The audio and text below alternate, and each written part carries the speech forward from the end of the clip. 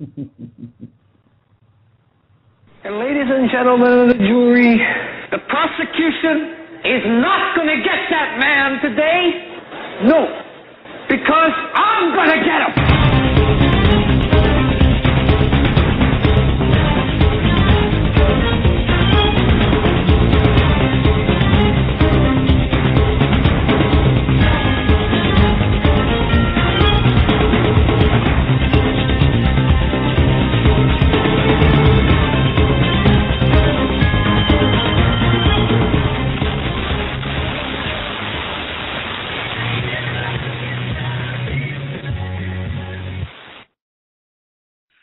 Welcome, ladies and gentlemen, to a very special Friday edition of the Hagmann and Hagmann Report. Today is Friday. Thankfully, it's Friday. It's February 22nd, 2013. This is a live broadcast. My name is Doug Hagmann. With me is my son, my co-host, Joe Hagmann, and together we are the Hagmann and Hagmann Report investigator on Investigator Father and Son team, the only one, to my knowledge, on the radio and on the internet. And I just want to say that we are thankful. We are very thankful for everyone joining us. We appreciate your support, whether it's through prayer, spreading the word about the broadcast, helping us stay on the air financially. We appreciate all of you all of the time.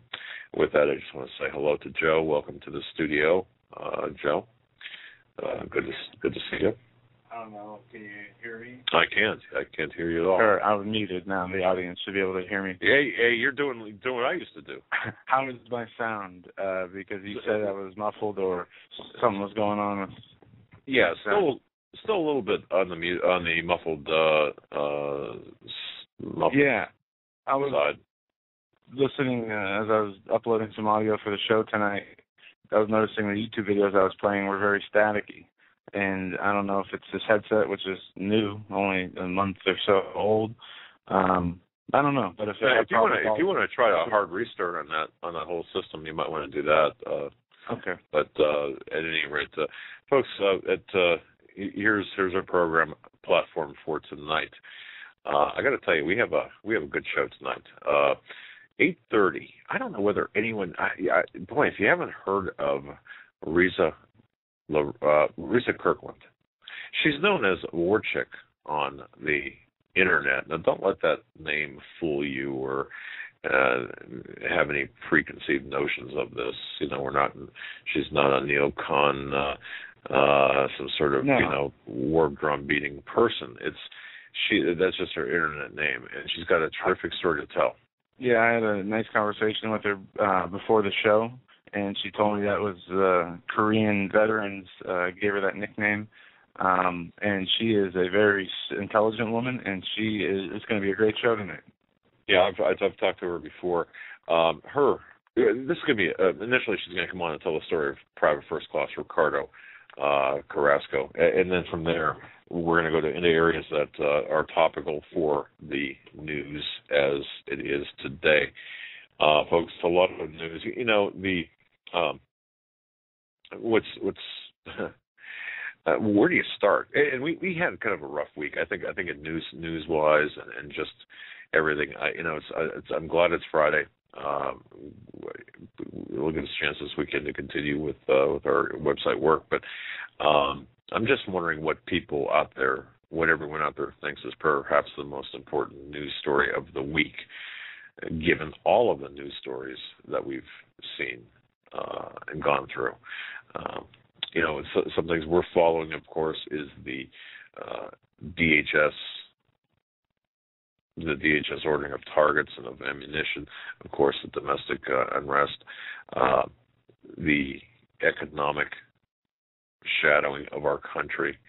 I just right now there are stories out there, and Joe, I don't know whether you saw this or not. An article supposedly appeared, and I didn't really follow this down, in one of the newspapers, a small newspaper, I believe, in South Carolina. It was a report about the 26th Marine Expeditionary Unit training within the town limits in Jasper County, South Carolina. And it struck me as just a little bit odd. We are seeing right now military training in urban areas.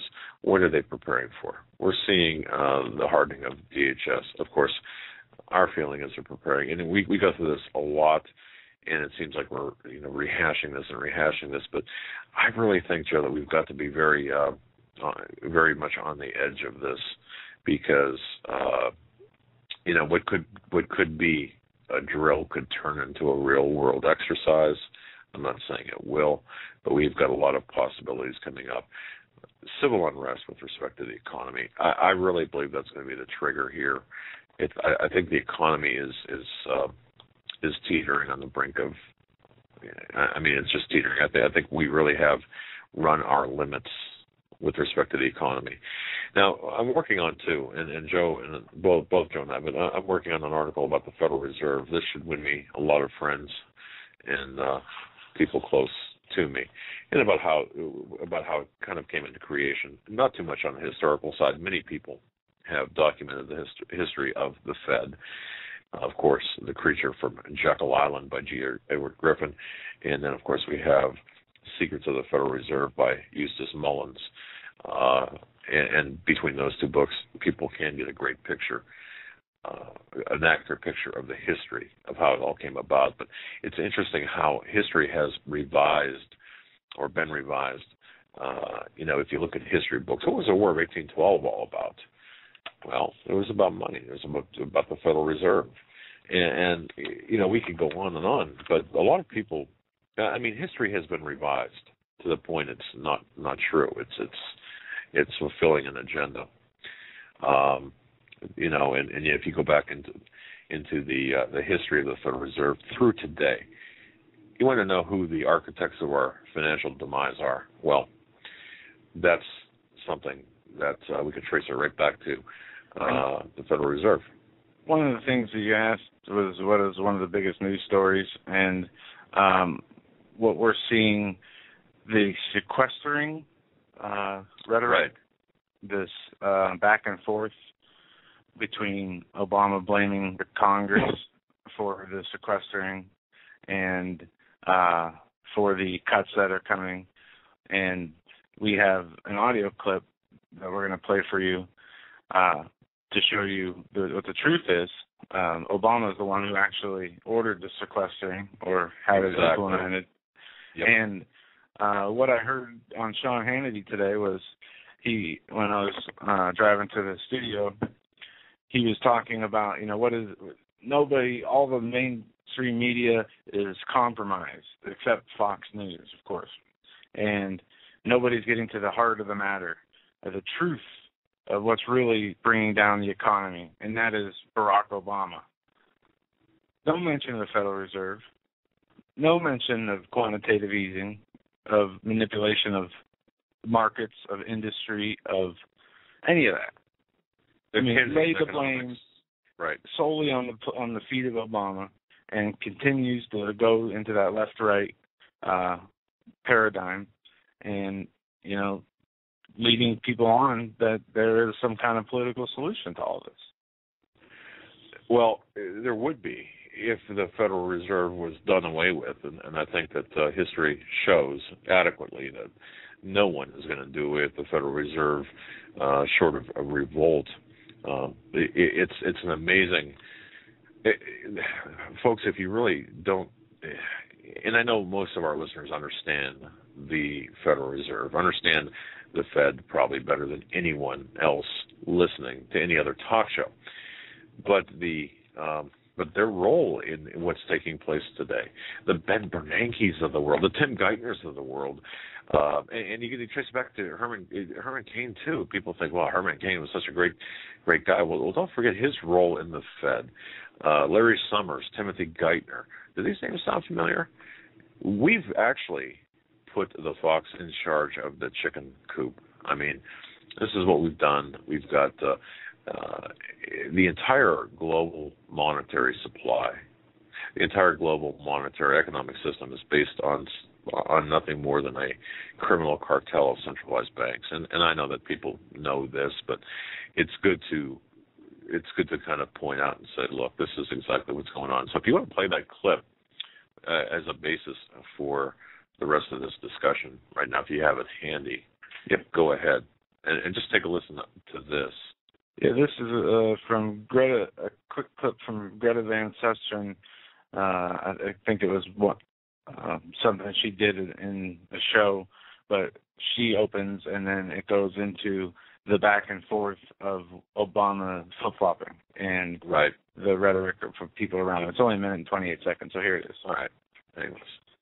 Tonight, here's a tip. If you are reckless enough to create a crisis for the nation, you had better know how to fix it. Whose idea was the sequester, and did you ever think that we'd actually get to this point? First of all, it was the White House. First of all, the sequester is not something that I proposed. It's something that Congress has proposed. It will not happen. Everyone should be clear that sequestration is a Republican policy, and it is a bad policy. Well, all I can say is the commander-in-chief came up with the idea of sequestration. The president is part of the sequester. The White House recommended it, frankly. It was requested by the president. It was his idea, signed into law by him. First of all, the sequester is not something that I proposed. It's something that Congress has proposed. It will not happen. The sequester was the president's idea. Didn't the idea for the sequester originate here at the White House? The sequester was something that was discussed, and as has been reported, it was an idea that the White House put forward. Well, first of all, it was the president's idea when this sequester was proposed to be put into law a couple of years ago. First of all, the sequester is not something that I proposed. It's something that Congress has proposed. It will not happen. What I will concede is that we were looking, and the Republicans were looking for a trigger around which to build the mechanism to get us out of default possibility. Right. And the sequester was one of the ideas put forward, yes, by the president's team. So there you have it, in Obama's own words. He did not order the sequester, and he did. No one did. But today, even Jay Carney's denying it in press briefings, so whatever. Well, it's really what this is all about is passing the buck. The Hegelian dialectic too, or as well, I should say. I mean, this is a perfect example of it. But the normalization of a humongous deficit. I mean, we have a normalcy bias now to accept additional trillions of dollars added to our deficit with no outcry from the people. It's normal now to have a multi-trillion-dollar deficit.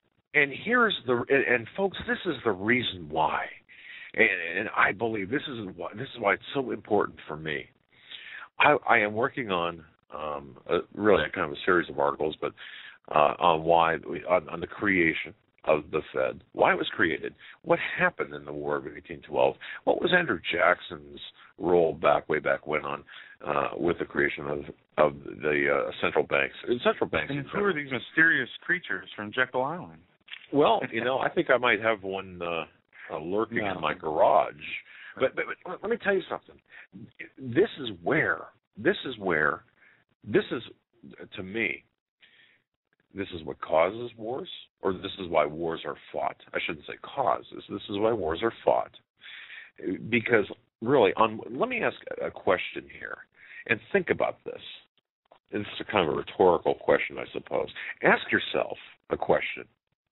If the Federal Reserve can print all of the money they need, print it out of thin air, if these people have a license to print the money, then why? Let me ask you, why do we have an income tax? That made me think today. Think about that, ladies and gentlemen. You asked me that. And think about that. And my response was power. And but there's an additional answer. Right, and I'm going to be talking about this in my article, but just to give you, just not to leave you hanging here, obviously, the income tax system was created for two reasons. A centralized control of the people. That's reason number one. All right? Think about that. And the second part is a way to control the volume of money. Now, not only that, deeper. to siphon the money out Right. of what was left of the middle class, to control the supply and demand chain of money, like you said, the amount of actual physical currency that is circulating. Right. Because they are printing $85 billion a month. They've been doing this for months. They've been doing this through QE2, QE1, different amounts. Oh, yeah. Where obviously you think we'd see this money flooding the market, this influx of cash everywhere. But we're not. Why? Because they are controlling how it is released. And if they wanted to, they could just dump a whole bunch, throw it into the population, and the value of the dollar would plummet. What's left of the value of the dollar? Well, right. Another way of saying it would be hyperinflation, because you get too much money out there, it would cause hyperinflation. So what the income tax system does, aside from centralizing the control over everyone, it also siphons off the money from you. It's kind of a way of keeping you under the thumb of the bankers, the central bankers. Now, why in the world would we even talk about this right now? Because with everything going on in the news, why talk about this now? Because this will help you understand. It's my belief it's going to help you understand, because I'm looking for, I'm trying to understand myself, just an average guy trying to understand, well, what's going on with the markets, what's going on with the economy, when, how, how is it possible that the stock market's up where it's at? How is it possible where metals are falling? Yeah, I know what Steve said about Russia and China buying up metals and such, and then I understand all that. I guess I'm looking for a much more simple, clean answer, kind of, not at the expense of facts, but just to make sure that we have the story right, or the actual history right, and then this will help us prepare, and this will also help us know what's coming next, because at the heart of all of our problems, I believe, is the central banking system, in particular the Federal Reserve. And as we now go into income tax season, or in income tax season, of course, this also comes into play. Think about this before you pay your taxes, and as well too, any wars perhaps against Iran, Syria, anything that we get involved in. Look at the central bankers. Look at the Federal Reserve. Look at the Bank of England, or the London Bank, and all of this. Look at the G7 and the upcoming G20, or the G20. Today, Bank of England closes in on China currency deal. And this is something we talked about through the currency wars. The Bank of England expects to sign a final agreement to set up a 3-year yuan sterling swap line shortly, during a meeting between Sir Mervyn and his counterpart in Beijing. European and U.S. officials have been pressing China for years to do more to open up the yuan to market forces, saying its artificial weakness was one of the key imbalances of the global economy. Beijing is slowly delivering, although it still keeps a very tight rein on gains for the currency, for fear it will weaken its export powerhouse economy, which has the biggest engine of global growth for a decade. This would be the latest string in the bilateral currency agreements that has been seen.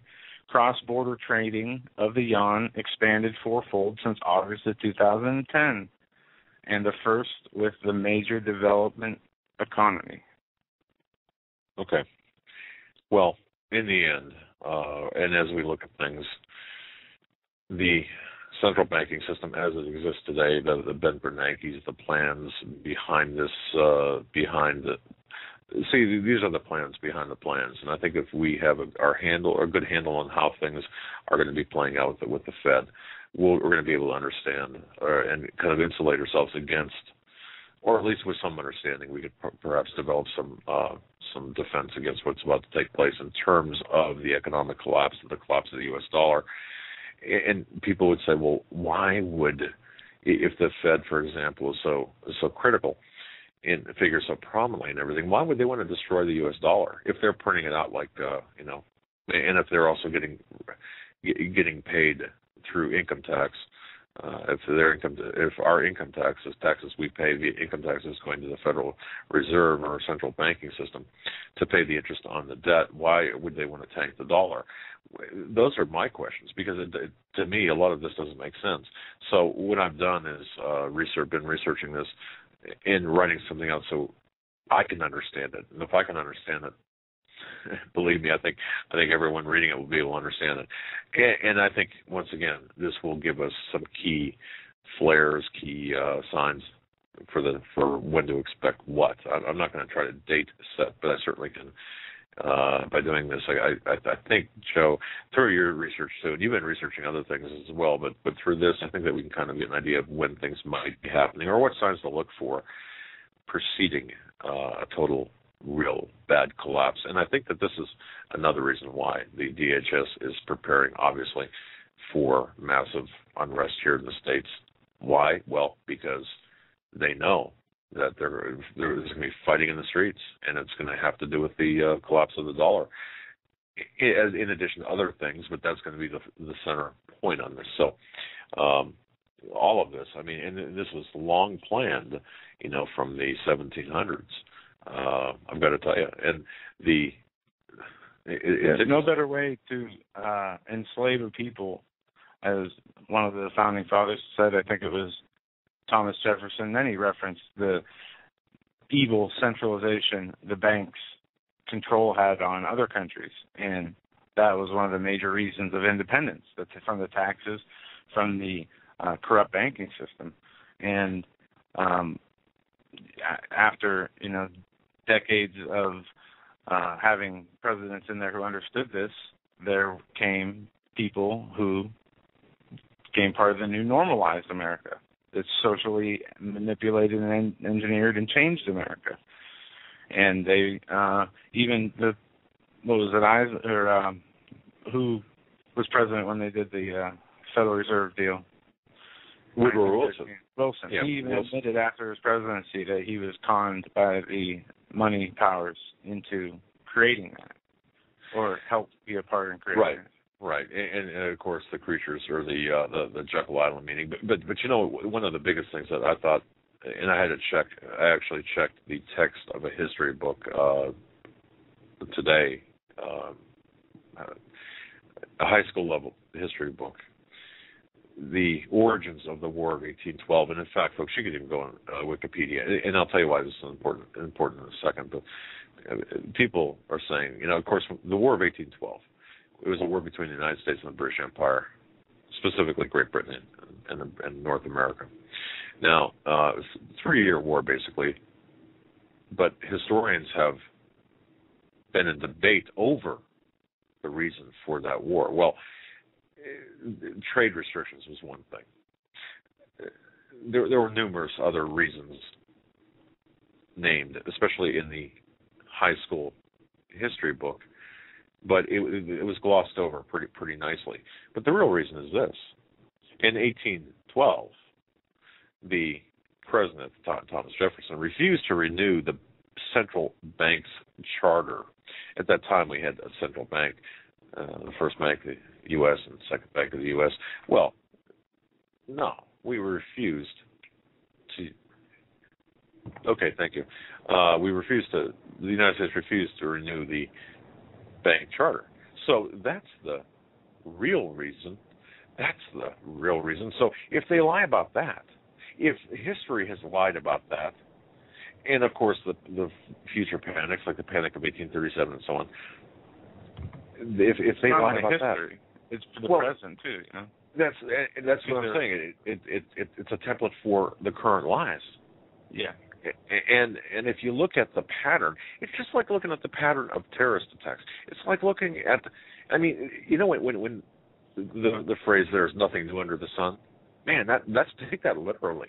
Excuse me, literally. Nothing new, just different ways of presenting it or bringing something about. Yes, exactly. Now I'll tell you this. It's my understanding we have our guest on the line. Is that right? or we have a guest in queue.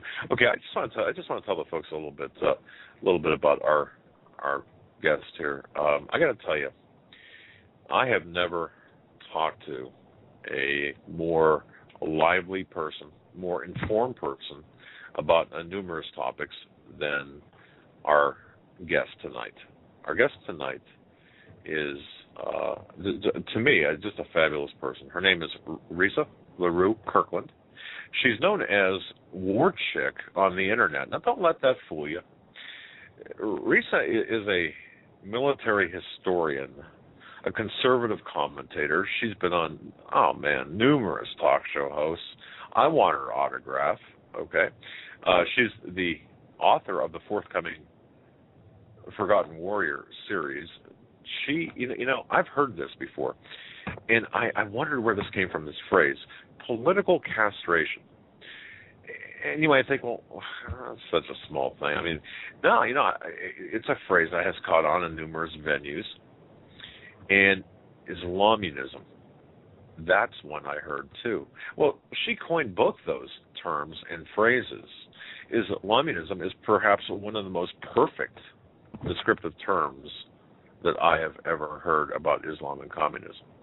Yeah, we just need Nazi to tie in the word Nazi and satanic, and we'll have the perfect word to describe all the evils that have manipulated our society, our governments, and infiltrated them. Now, those of you listening to the program tonight, you know that our home base is HomelandSecurityUS.com. That's HomelandSecurityUS.com. Do us a favor, if you're listening to this broadcast, go ahead and click on the title tonight, Truth is Stranger Than Fiction. And in addition to clicking like for Facebook, which does spread the word, scroll down, and at the bottom of that article is a picture of our guest, along with links directly to her site on the internet, Warchick. And there's also a link to her Twitter account and a link to her Facebook account. But if you look at her website, definitely you've got to look at Forgotten Warrior twice in one day. You've got to look at that because that's what we're going to be opening up with tonight. And then we're going to be getting into a lot of other comments as well.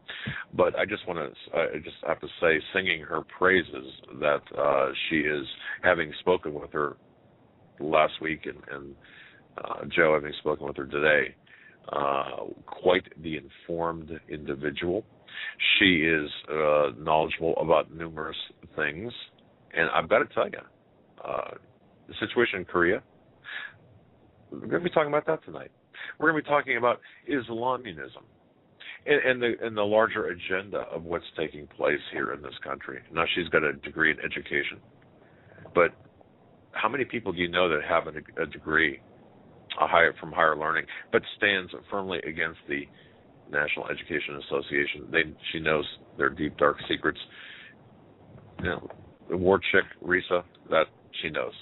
Now, she's been online since 2002, as we have, and she's on with us. With that, I'm not sure if Risa is wrestling a bear or a cougar over there from British Columbia. Risa, are you with us? How's this? Not sanic. Not being satanic, not sanic. That'd be perfect. Not sanic. Wow, that sounds like a drug that somebody should be taking for ADD. No. Good point. Actually, I am in Provo, Utah. We moved here 6 months ago, and so I'm actually from in Provo right now, not the British Columbia area. Wow, talk about singing my praises, man! Well, you were the whole Tabernacle Choir. That was awesome. well, it was great talking with you the other day, and I just got quite the education with respect to, the incident in Korea just blew my mind. I mean, when I say truth is stranger than fiction, this story that you're going to open up with, that we're going to give you the floor for, folks, you got to hear this because it'll blow your mind. And because, Risa, because of the fact that we've got some time tonight, really I want you to take your time and really go through the history of this account because, you okay? You okay? Risa? Me? Yes, yeah, I'm just fine. Okay. Sorry. Okay, that's all right. We were just getting a lot of, you're blowing our ear, or making our ears bleed with, that's okay. Just go ahead and take your time with this. If you don't mind, let's open up your story about about a gentleman in Korea during the Korean conflict. Like I said, we've got a little bit more time than perhaps you've been given in the past and you're used to, but this is a story about private first class. Well, I'll tell you what. You go ahead and tell the story, and if I missed anything about your background, go ahead and shoot that in there too. But we're going to give you the floor. No, you're very thorough, and I had a great talk today with your son as well. It went on way longer than we were planning, but I do have the gift of gab, so I do tend to do that. Actually, what's funny is I had grown up with my dad, who served during the Korean War, and he, on occasion, would mention a friend of his that died in Korea, and that's all he would say. Never really elaborated a whole lot more. And he mentioned a movie 1 or 2 times, but didn't go a lot further. And that's quite common, I've come to find, with Korean War vets. America forgot their war, so they kind of have not been as willing to share. But anyway, one night in the summer of 1991, right before I was to do my student teaching that fall, we were over visiting him with my now ex-husband and my son, and I was just kind of bored, and I wanted to, maybe go upstairs, look through scrapbooks, which I kind of always like to do. My dad was not the most forthcoming with certain things. Oh, excuse me, sorry about that, sound on my computer. And I was looking through his scrapbook, and I came across this very glossy 8x10 picture, and at the bottom it said by Paramount Pictures. And I couldn't figure out what it was doing in my dad's scrapbook, so I kind of lifted it a little bit, and I looked at the back, and it said, with love, Robert, from the Carrasco family. And I was stunned by that, and on the same page, there was a graduation picture of a man who was also in the Paramount picture. And on the back, it said Ricardo Carrasco, class of 1952. And I was stunned by that. And then folded up in my dad's scrapbook was a letter from Ricardo that was actually written 2 days before the event that the book centers around in his life. And I went ahead, read it, and I was even more confused. And then there was an article in there, a Reader's Digest article from November of 1959.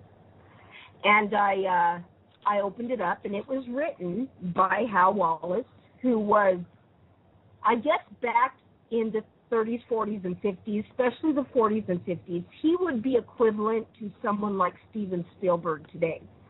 His nickname was the Star Maker for Paramount Pictures. He'd had a falling out with the Warner Brothers, which is where he'd been before, moved to Paramount, and everyone he ever tapped to become a star became a star.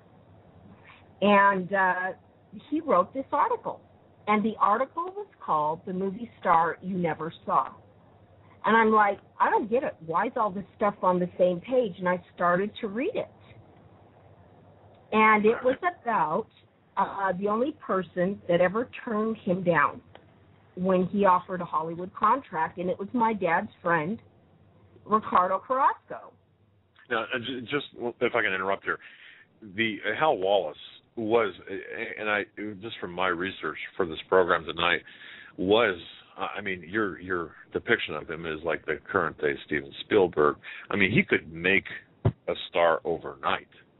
Oh, that's yeah, he did too. Yeah, and people really have to understand how big. I mean, imagine yourself let's say over in Afghanistan or Iraq fighting a war, or your son or your daughter, or whatever, and getting a call from Spielberg or another big director, or but that is huge. It is. I mean, he did Casablanca, Gunfight at the OK Corral. He did all the Martin and Lewis films. He even did all the Elvis ones, which I went, that's not that impressive. But you have to understand, he was the only person in Hollywood who saw that this could become huge, that there was an audience for that. And the Elvis films are horrific, but they have a massive cult following, and they have made just millions. And they were made very cheaply, and they've become classics. Everybody loves them, and he's the only one in Hollywood that saw that. And as you stated, everyone he ever pegged to become a star did. That's why he had that nickname of the Star Maker.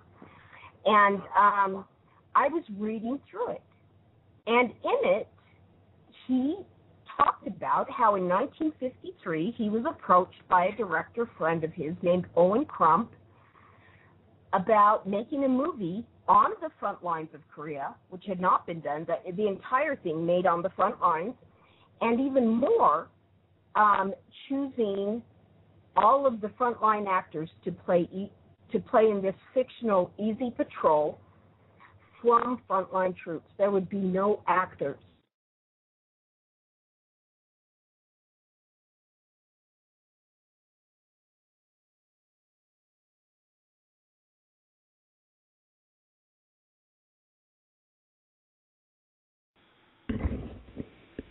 All right, folks, we should be back up. I'm going to bring my dad on here. That was not on our end.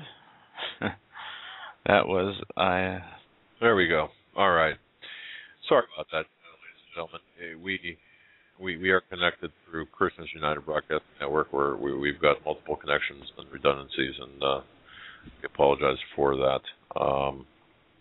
I'm going to try and bring our guest back on. All right. Are you serious? What happened? Are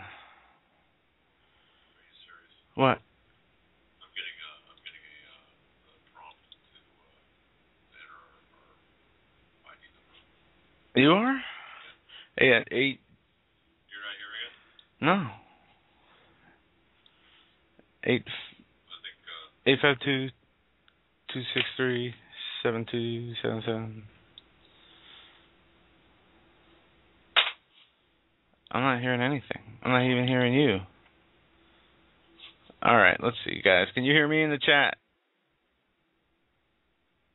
You can hear me. Okay, that's interesting because I can't hear anything. And it says we're still live.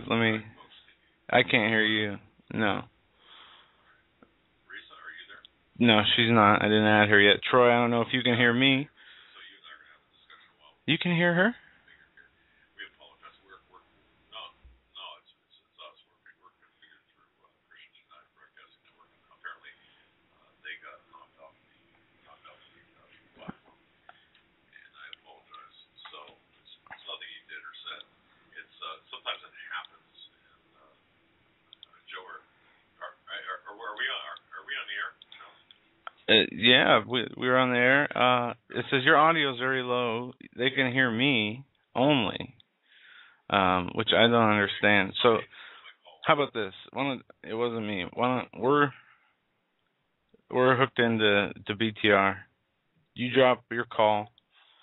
I'll call you.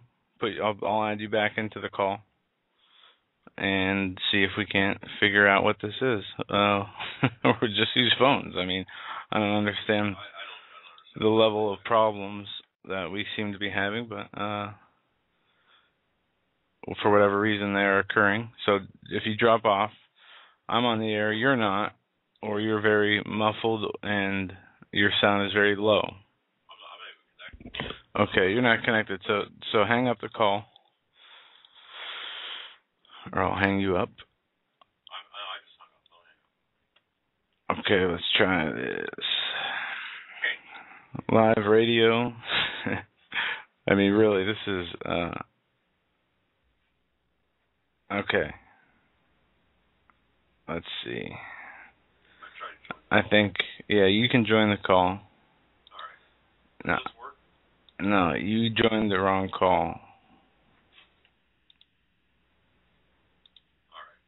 right. Okay, now I'm getting a prompt. Wait a second. I don't know. You're calling in. You're trying to call in as host. Hang up.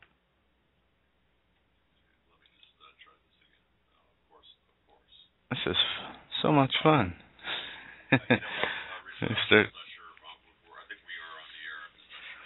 Could she call in with the phone? Would it be an inconvenience if she called in on a phone? Okay. Not a problem. Tell her call in, press 1. Just hang in there with us until we get this cleared up here. It's unfortunate. I apologize. It's like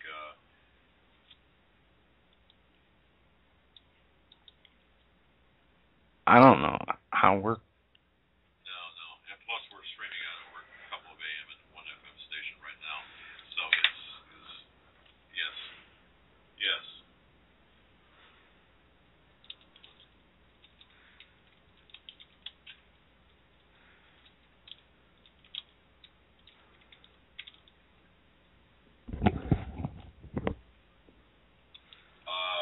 Okay, they can't hear the guest and they can't hear you. Okay,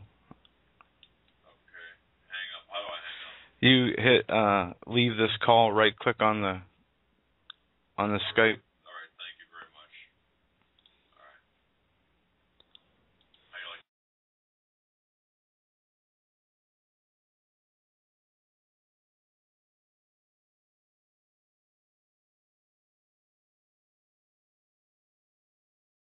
It's from all different countries.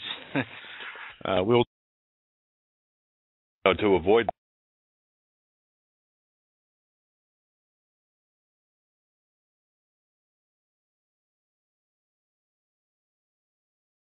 All right. Here we go. There we go. Risa, are you back with us? Okay, can you guys hear me? We can. I can hear you. Yes, we can. Okay. And okay. Once again, it's amateur hour on Friday night. Now we got kicked off, but we're back on. I think all systems are operable. Are they not, Joe? Let me just double check. I'm just adding Troy to the call, and we should be good. AM stations. Wonderful. For a check. Okay, we got AM, we got FM. Hang on, FM. All righty, checking in. All right. Okay. Sorry. So we are back up across the board. I want to thank everybody for their patience. We'll go through these problems. You guys have a huge audience. I was looking in the chat room before I came on, and I was going down through the list, and it was just millions of names. You guys have a great audience. Well, see, they tune in just to laugh at occasions like this. Seriously, it's kind of a self-esteem builder. No, you know what? I'll tell you what. We were interrupted, and we're glad you're back, Risa. Thank you so much for your being so kind with and thank you. Oh, you're kidding! I love stuff like this. It's just so human. I love it. It's just kind of funny how things happen. Okay, now, folks, where we left off was with Korea, soldiers, Steven Spielberg type of guy, director, producer kind of guy. Just take it from there. You've got the floor, Risa. Yeah. Okay, I will. You're good now. Okay. Are we ready to go? Or? All right. Troy, you got a hot mic. You guys are good. Troy is out. All right. Christian Schneider. Okay, go ahead. Go ahead, Risa. Okay, and then I started to read the article, and it mentioned how Owen Crump had wanted to do it in black and white. And they knew this had never been done before, but they had a very good relationship with the DOD. Hollywood and the DOD at the time had a wonderful relationship after World War II. And there was no problem getting permission. And at the last minute, in the spring of '53, 3D had just started. And they decided to make the one and only war movie ever made in 3D, and it was Ceasefire.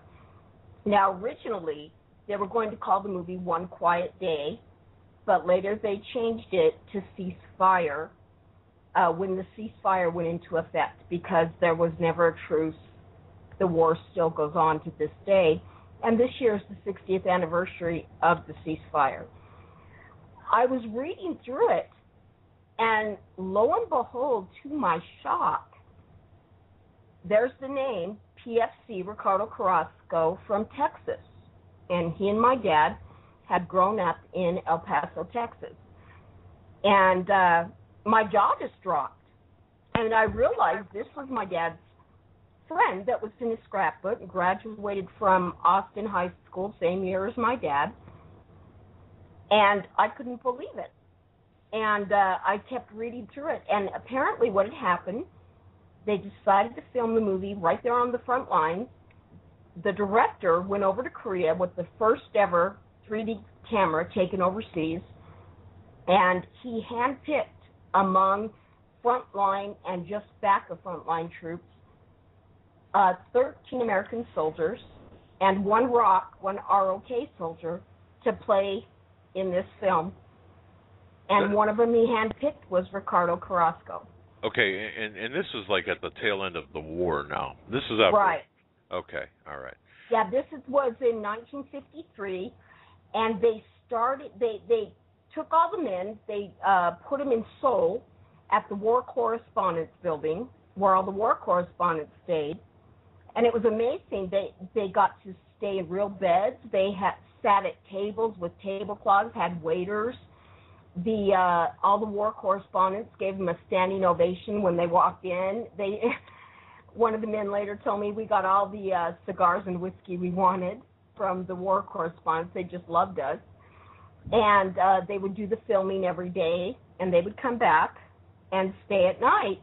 And they were thrilled, all of them were thrilled to be chosen for this movie out of the fighting except for one, and that was Ricardo Carrasco. But anyway, as they were filming this, they started about mid-June to film, and they sent the rushes back to Hal Wallace at Paramount. And as he was watching the rushes, he went on to say, I've never known how to define the it I see when I see it in somebody, and I know they're going to be a star. But there it was. It was that it. And he went ahead and immediately wired back to Owen Crump. This kid from Texas is incredible. Offer him our basic 2-year contract with Paramount. Wow. And he's 19 years old. 19, never been an actor, never done any of that. He was planning to be a career military man. Okay, now by rushes, you're talking about the film that they shot. Right. Okay. The first bits of film he's putting together because they'll clean it up and do a lot of the editing back at Paramount. That Hal Wallace was producing this. He was the money guy, is the guy that got in Paramount to back it and everything. So everything pretty much had to go through his approval. And now Owen Crump, you've got to understand, had been in the Air Force in World War II, in the Signal Corps, and had done a lot of the filming there, especially, it was the Army Air Corps in World War II, especially plane work, and actually had a young captain under his tutelage at the time named Ronald Reagan. And he worked for Owen Crump during the war in the Signal Corps. I know, that was fantastic. I just love that. Wow. And anyway, so Crump knew war. I mean, he was a full bird colonel by the time the war ended, World War II. So he knew military protocol very well. He got along very well with the military brass. There was no problem. They respected him. The men respected him. And this was written up by the military, which would never happen today, as temporary duty orders. It wasn't something where they were released from the military to star in this movie. This was an order. They were ordered from their units. Now, you have to know this. Ricardo had been squad leader at the time that he was picked for this movie. He spent every day since he landed in March of '53 on the two evil twin sisters of the last days of the war, which were Pork Chop and Baldy. You might know Pork Chop from Gregory Peck's movie, based on the book by General Slam Marshall. But that's where Ricardo had been fighting, Baldy and Pork Chop, and that his unit had been hit so hard that they had been sent back of the lines for R&R rest and recuperation before going back. But he was squad leader, and they said it really, really bugged him. Owen Crump told me this when I tracked him down, and before he died, said he was very restless and moody. He asked every day, when can I go back? None of the other men asked that, not one. He was picked for the movie, and in the movie, this Easy Patrol was to go out on what they knew was going to be the last day of the active fighting. They all knew the ceasefire was going to go into effect that night, but that there was still fighting that went on right up to the minute it was declared. It was really freaky. I've heard this from so many veterans. They even showed it in the series MASH, that you could hear firing in shells right up till the moment of the official declaration. I mean, right up till then, and then just this eerie silence. Wow. So there was literally fighting up till the very last second. And the Easy Patrol that was going out knew that the ceasefire was going to go into effect that night. And nobody wants to be the last person to die in a war. And the men, of course, dread these patrols when they know it's all over. But they have to. And in the movie, at the time of Korea, it was all the hill fighting was going on those last months, heavily concentrated in the areas of Pork Chop and Baldy. And in the movie, they decided they wanted to base their hill actually on Pork Chop, but they called it Red Top in the movie. Obvious reasons, they called the communist Reds. And they just wanted something that people could relate to what they were reading in the paper. And Easy Patrol was to go out, and one of the Americans that everyone was supposed to come to love would die in that patrol just hours before the ceasefire. And the director had decided that Ricardo would be the one to die on that last day of the war. And his part was pivotal because they really had to establish his character in order to get the audience to really like him in that short of a time. And every single day, what really got to me as I tracked down old friends of his, letters, his family, each of the men that had been in the movie with him that were still living, what really got to me is that every night his prayer would be the same. Please God, don't let the Chinese attack till I get back. Now, the reason they knew that this was being planned is staying at the War Correspondents Building. They had radios there, and the war correspondents were around them quite a bit, getting the information to find the hot spots to go to and report on. And at the time that Ricardo was picked for the movie, there were about 100,000 Chinese, Chi-Coms, amassing around Pork Chop. Well, they all knew what that meant. They were planning a massive offensive on Pork Chop because they, too, knew that the war was going to come to some sort of end in a matter of days. And if you know anything about the communist mentality, it doesn't matter that the final drop of the line between North and South Korea actually has North Korea with less lines. They had to have these wins that they could either blow up or flat out lie about as wins for propaganda. And you got to remember, propaganda, only the lie needs propaganda. The truth can stand on its own. And that's why people like socialist, communists and Islam use propaganda. It is their number one tool. because they know that it's based on lies. They know that humans recognize that. So fear, intimidation, and outright manipulations and lies are absolutely necessary to advance their agendas. And as informed as your audience is, I know I'm preaching to the choir on this, but for communism, it didn't matter. We lost 38,000 in Korea actually itself during the fighting phases. To give you an idea, the North Koreans and Chinese lost 65,000 in the month of July 1953 alone. Wow. That's what they're willing to do. They thought we had a silly sentimentality towards human life, and they didn't. The state is what matters, not the individual human life. Wow.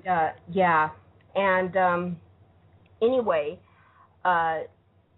we were fighting to keep Pork Chop, which was basically just a giant Chinese outpost. And they based Red Top on it. Now, with all of the war correspondents hanging around, they knew what was happening, and every morning after Ricardo would say that prayer the night before, he would run to the war correspondents and he would ask them, did the Chinese attack last night? And they would say no. And before he would go to breakfast or anything else, he would go back and thank God that they hadn't. Wow. And, a lot of the other men told me, we thought he was nuts. We really thought he was crazy. Here's a 19-year-old hitting his knee. Right. Wow. Okay. Right. They were all so excited to be out of the fighting because they knew that the war was going to be over in days or a ceasefire or something. And they were thrilled. And at 19, they just couldn't understand. He had his whole life ahead of him. And even Owen Crump told me, I kept wondering, is he on a glory kick? What's with this kid? Is he bucking for a promotion? And because he said every day that kid would ask me, are you going to kill me off today? Or how quickly? Or how soon? And it was driving Owen Crump nuts. And when he sent the Rushes back to Hal Wallace, he was really actually quite excited when Wallace wrote back to him, this Carrasco kid from Texas is fantastic. He said, offer him a contract. And he thought, okay, now the thought of fame and money and women and anything he could ever want. Because you got to remember, they were raised on newsreels and they were raised on going to the movies all day on Saturday. Good grief, I must have heard that story a million times from my dad. He'd work for a quarter. That would buy him an all-day pass to the Werewolf and all kinds of movies that were going on. And it would also buy a giant pop and a giant candy bar, and they would just sit in there all day. And they all did that. Every Saturday, they were either doing that or they were out in the desert of El Paso with guns playing war, which I loved. I used to do that too. But anyway, they were raised with Hollywood in its heyday, with John Wayne and Gary Cooper and all of that. These were their heroes. Audie Murphy, another Texan who became a Hollywood hero after he became a war hero. And they were raised on that. So Owen Crump was sure with this offer that Ricardo would leave him alone. And he made the offer one night after they were done filming, and he was in the tent where they would go over the film, make sure they got the scenes right. And he called Ricardo into it. Ricardo came in, and he had him be at ease, and told him, he said, you know who Hal Wallace is? And he goes, well, of course, we all know who Hal Wallace is. Casablanca was still huge then, and everyone loved Humphrey Bogart. They were always trying to be Humphrey Bogart. And he said, well, Hal Wallace has offered you a contract with Paramount. He's so impressed with what he has seen of you. And Owen Crump said, I kind of sat back, waiting for, like, the color to drain from his face, for him to scream and jump up and down. And he said the kid just kept a stare. And after a few minutes, he just said, no, thank you, sir. Do you know yet when you're planning to kill me? And Owen Crump was stunned. He said, I could not believe it. And he said, I was sure I'd misunderstood, or he had. And I said, son, he's offering you a 2-year contract with Paramount. That never happens. You will be rich and famous, and you'll have women at your beck and call. You will be a Hollywood idol. And he just kind of started stammering and saying, no, you know, I've got to get back. My unit needs me. The guy that took my place was very green. And Owen Crump just finally he said, I threw down my pen, and I said, damn it, you tell me now. What is going on with you? You have been riding me since you got here about me killing you off and you leaving, and you know as well as I do that this war ends in days. And he said, you're going to tell me right now. And he said, well, you know, they're counting on me. I've got to get back there. And he said, they've got someone taking your place. They're pulling out of a lot of these areas. And he said it took him about 10 minutes to get Ricardo to just sit down and tell him. And he finally did. And he said, yeah, I know it's going to end soon. But he said, my dad raised me to be responsible. And he said, and the guy that took my place is very green. He doesn't know Baldy and pork chop like I do. He'll get my men killed. And he said, you've got to understand, sir, because it was all sir with him. I could not live with myself if one of my men got killed because I wasn't there.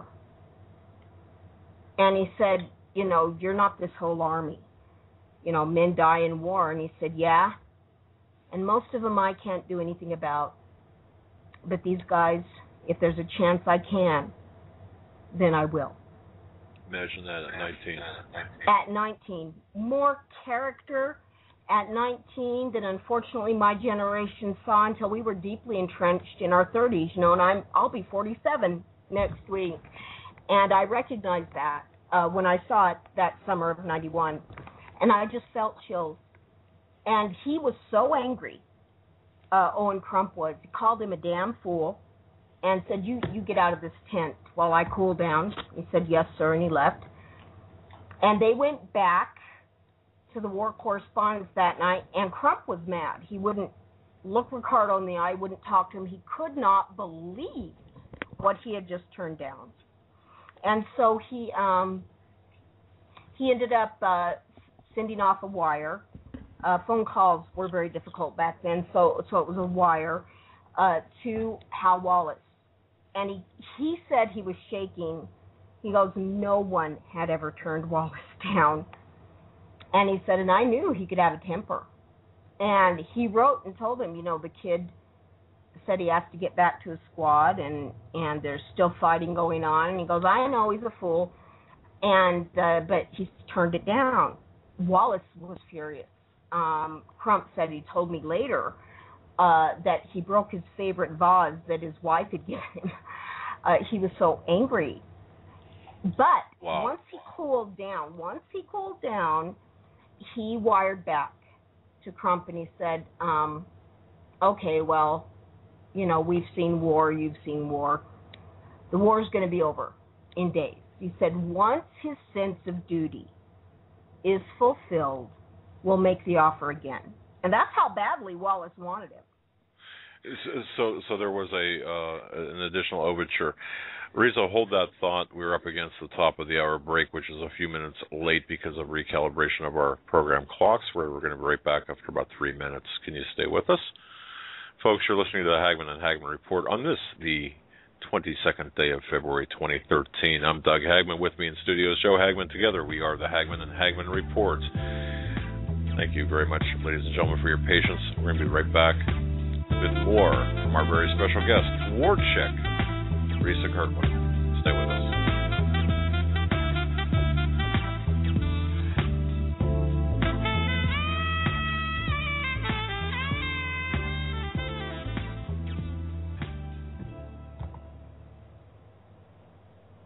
Hi folks, Doug Hagmann here. You might know me as the co-host from the Hagmann and Hagmann Report, or as a frequent guest on Coast to Coast AM with George Norrie. If you're like me, you're tired and confused over today's headlines. You just don't know where to turn for accurate, concise information about really what's going on, what's truly going on in today's society. If you don't know where to turn for accurate, well-researched, and properly vetted news, I've got a suggestion. In fact, it's a requirement. Bookmark Canada Free Press. That's CanadaFreePress.com on the internet. It's just not for Canada. It's for news across the world. Judy McLeod, founding editor, has put together a vast array of talented writers like Kelly O'Connell, Daniel Greenfield, Dr. Aileta Johnson-Powell, a lot of guest columnists, very talented writers. Folks, that's Canada Free Press at CanadaFreePress.com. Now mobile friendly. Follow on Facebook, because without America, there is no free world. Survival of the fittest. In any and all situations, survival is your number one priority. That requires being tough and thinking smart. And the folks at Freeze Dry Guy are going to help you do just that. They have the long-range patrol ration entrees, what they call the Brick Pack. When you're in survival mode, it is absolutely the best item for your survival pack or bug-out bag. You can go farther, faster, and carry more food with the LRP cold weather ration entrees. Not only do these long-lasting, durable entrees help sustain you or your family through the harshest environment or situation, they are by far the most delicious of their kind. No contest. With a variety of tasty entrees, you can't beat the LRP Brick Packs. Let Freeze Dry Guy help you in your survival situations. Go to freezedryguy.com. That's freezedryguy.com. Or call 866-404-3663. That's 866-404-FOOD. You better wake up fast and listen to this, America. The Obama campaign has launched attack squads disguised as truth teams dedicated to intimidating and silencing all political dissent carried over the internet that criticizes the Marxist Obama. Truth squads specifically focused on covering up Obama's endless trail of lies, corruption, and subversion, and using the Gestapo power of our own government to police and censor the internet and shut down websites that dare to carry the real truth about Obama's Marxist coup. Remember the names of these Gestapo-style agencies at work right there in your neighborhood: KeepingHisWord.com, KeepingGOPHonest.com, and AttackWatch.com. KGB, SS, and Gestapo-style police-state gangster organizations at work to silence the important voices of patriot dissent, some of which have already been shut down by Obama's orders. Adolf Hitler would have been proud. We're the 21st century Tea Party patriots.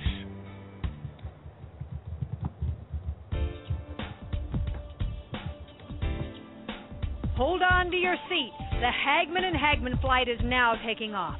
Doug and Joe Hagmann have cleared the runway of TSA agents, jihadists, political crackpots, and global elitists. Now get ready for some real news. Here they are, Doug and Joe Hagmann. And welcome back, folks, to a Friday edition of the Hagmann and Hagmann Report.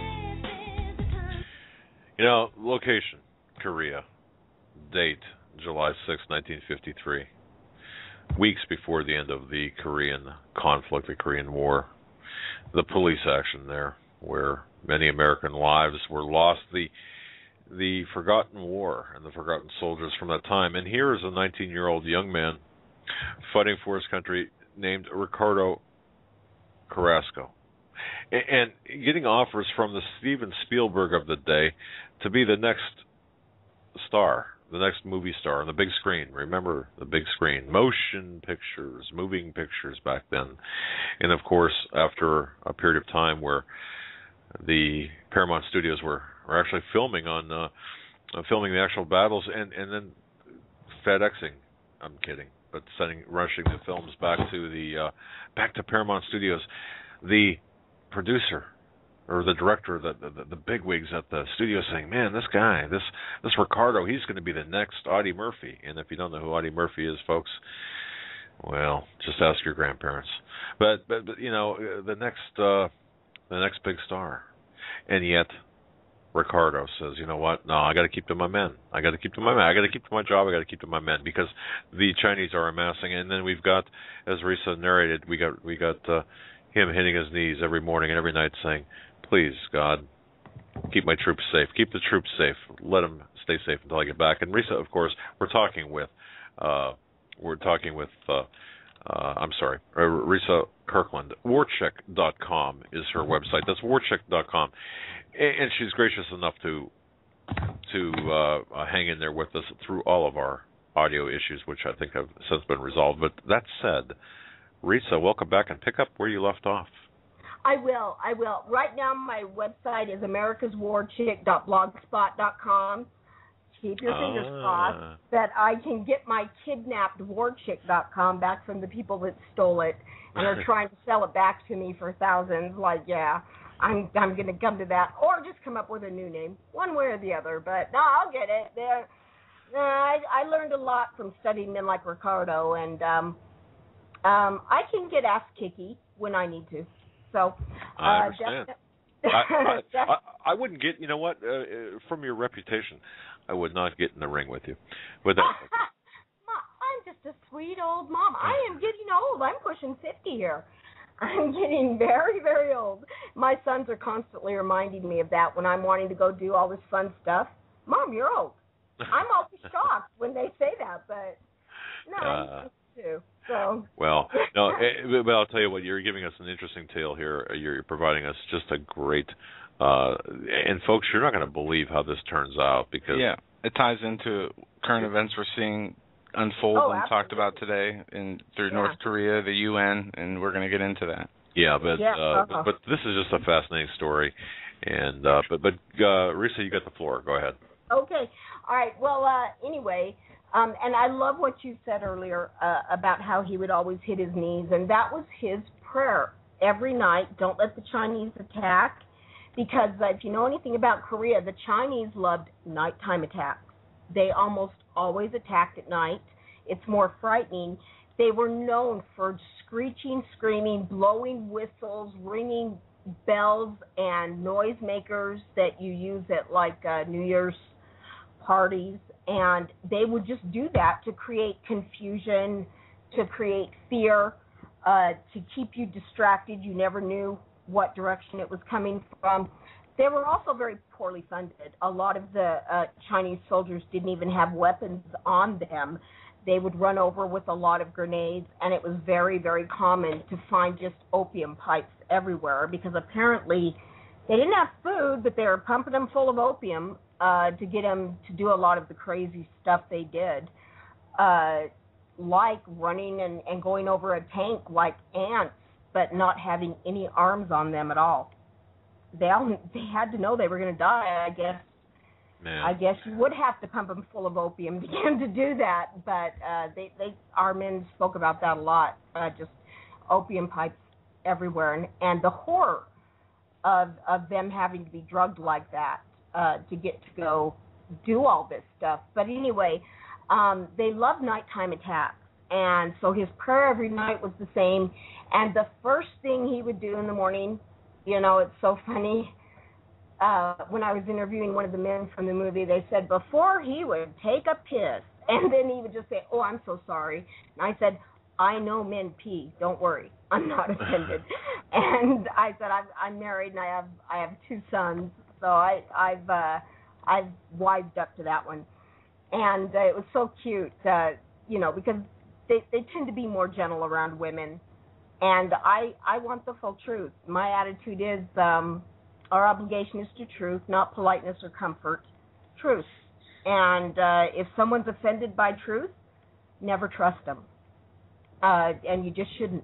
If the truth offends them, don't trust them. Indeed. And I certainly wouldn't. But anyway, that is why he did that every night, and that is why first thing he would do would be to run and ask first thing in the morning. And then he would again hit his knees, thanking God that they hadn't attacked, that God had answered his prayer, and so far they had not attacked Pork Chop yet.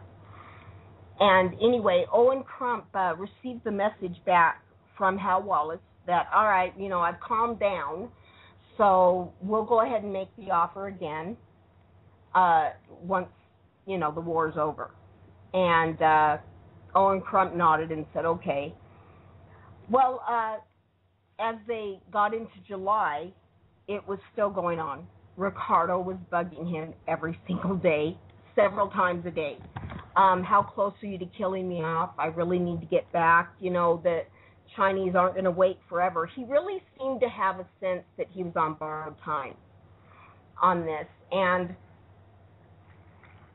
one of the most fascinating things to me about Ricardo's character is he and my dad had a friend back home named Calvin Crenshaw. And Calvin had signed up, but he was still stateside while Ricardo was over in Korea, and my dad was on a sub during the war. The Navy, especially subs, didn't really see as much battle during Korea as they did during World War II. Korea didn't have a Navy, the biggest reason. And Calvin was back home, and he was just a wealth of information, of letters, because my dad and Ricardo had lost track of each other after Christmas of that year, and my dad only got one letter from Ricardo before Ricardo died.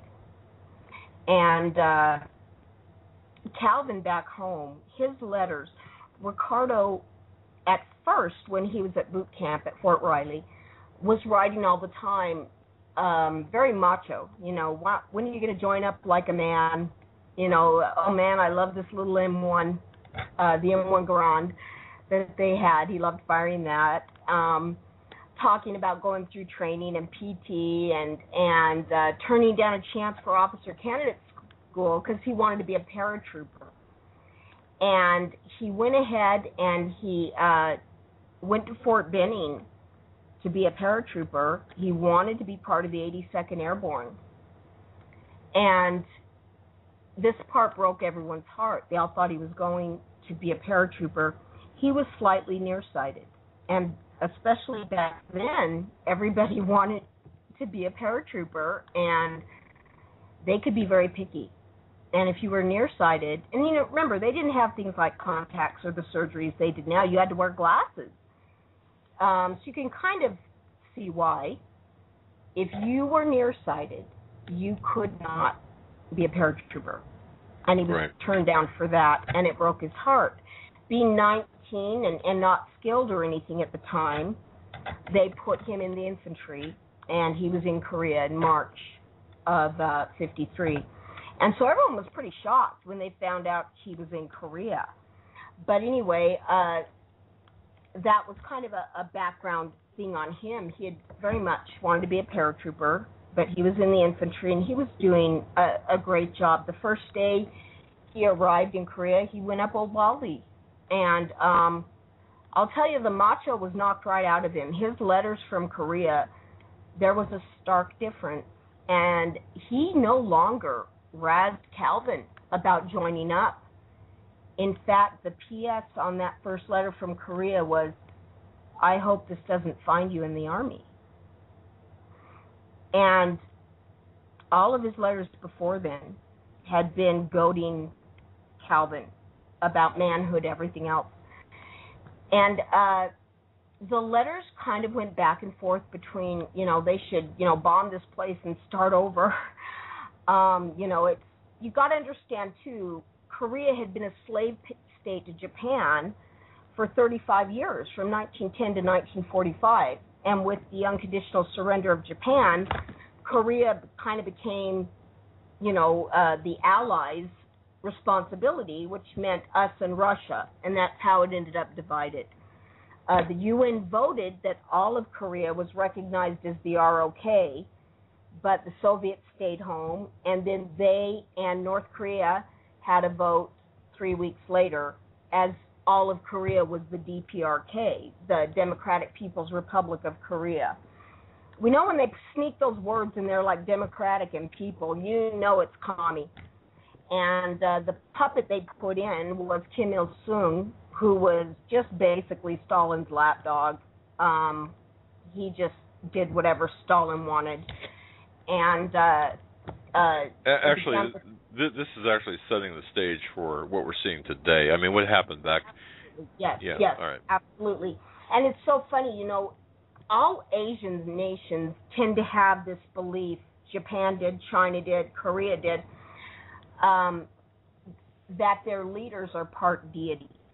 If you remember, the emperor couldn't speak on the radio, you couldn't look at him because he was part deity, the emperor of Japan. And that's why MacArthur had the first thing. He had to speak on the radio and tell them about the surrender. And that was the first time Japan had ever heard his voice. And he had to walk among his people. They had themselves photographed with them, which he did not want to do, not just for that reason, but also because he was a good 6 inches shorter than MacArthur. And they didn't like that, but nope, there's MacArthur filmed with him and our other leaders, and he looks like a child next to him, and that's not saving face. And then several of our generals also rode his white horse. There is this attitude of deity. Well, Kim Il-sung was considered part deity, so was Kim Jong-il. In fact, they said when Kim Jong-il was born, 2 rainbows and a new star lit the sky. Right. Now, you need to know the significance of that. Kim Il-sung's mother was a Christian. Now, Kim Il-sung knew that his enemy was always going to be America. And he knew America was a nation based on Judeo-Christian beliefs. So you tell me, why did he pick 2 rainbows and a star? That was a message to us that the Messiah had been born. And then the double rainbow, probably because they did believe that their leaders, Kim Jong-il and Kim Il-sung, could control the wind and the waves and the rivers and the rain. Now, how they explained the drought all through the 90s that put them into the worst famine in their history.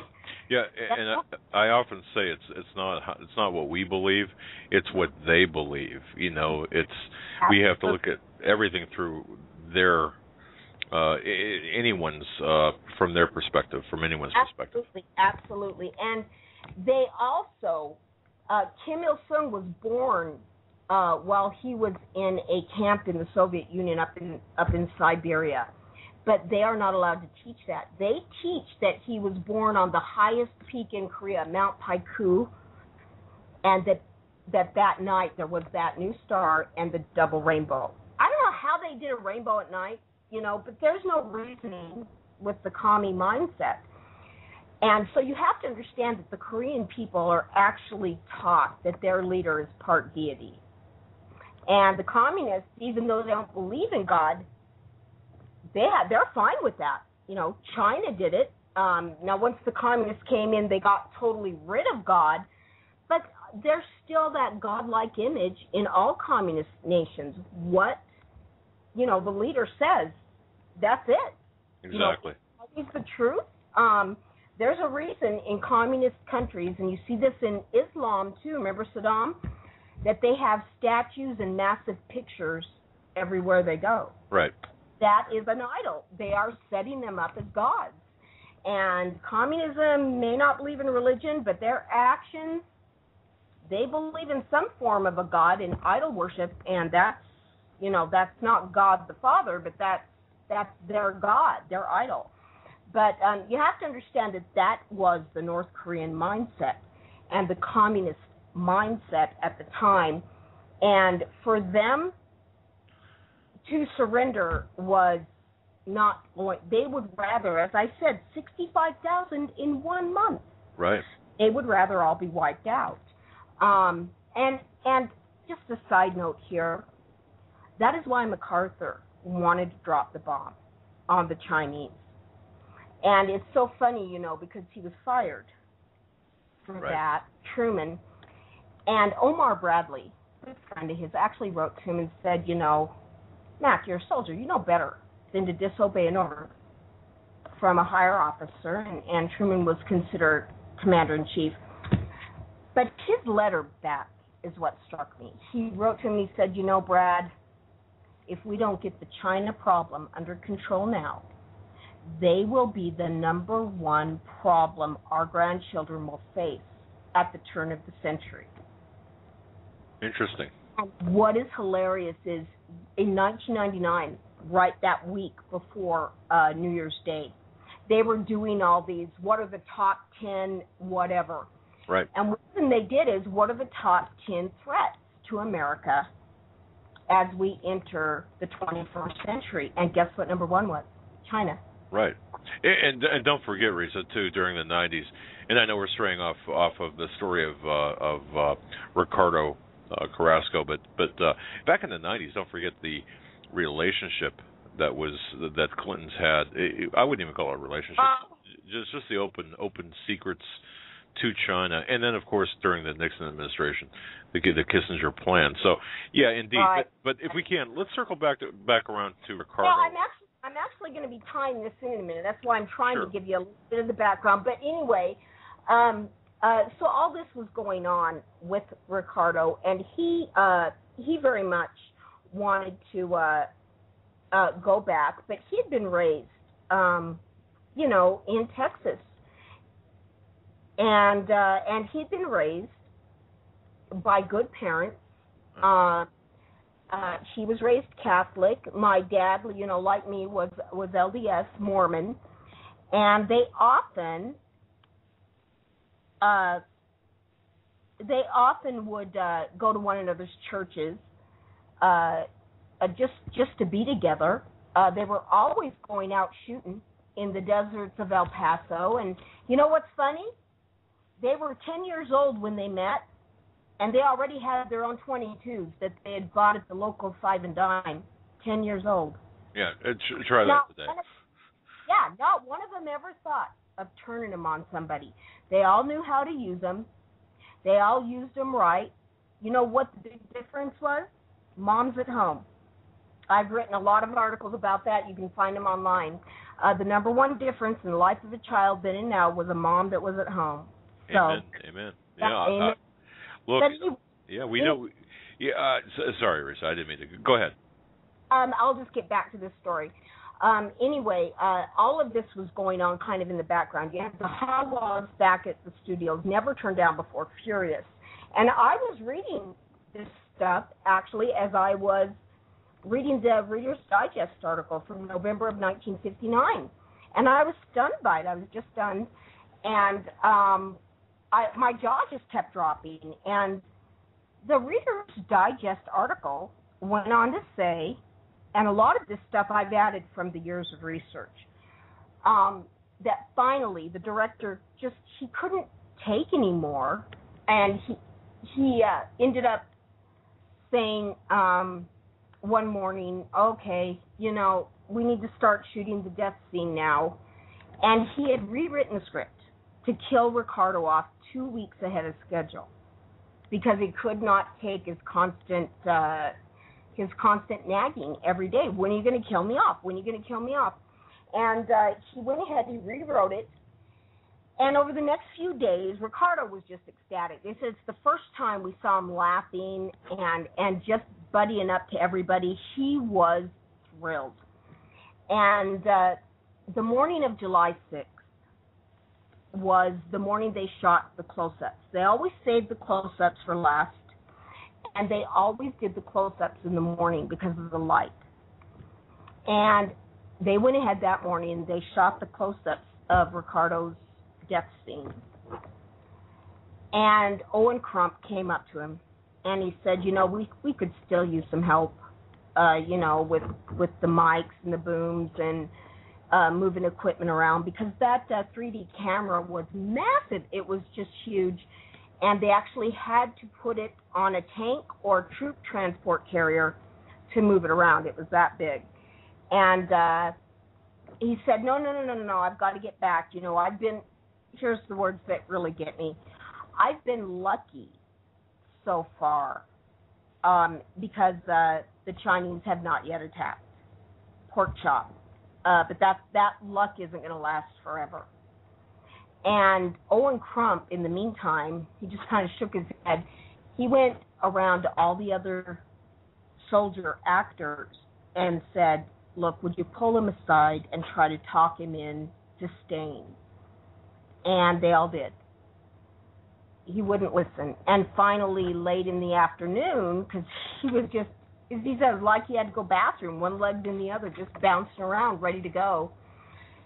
Finally, late in the afternoon, he had one of the men driving back up to the forward area around Pork Chop. Now, the guy that drove him back was actually in his company. He hadn't been in his squad, but he'd been in his company. And his name was Otis Wright, and Otis cussed him out. He said, I cussed him out the whole way. Just to be clear, this is after shooting the death scene there, right? Shooting the death scene, yeah. And he cussed him out the whole way for going back.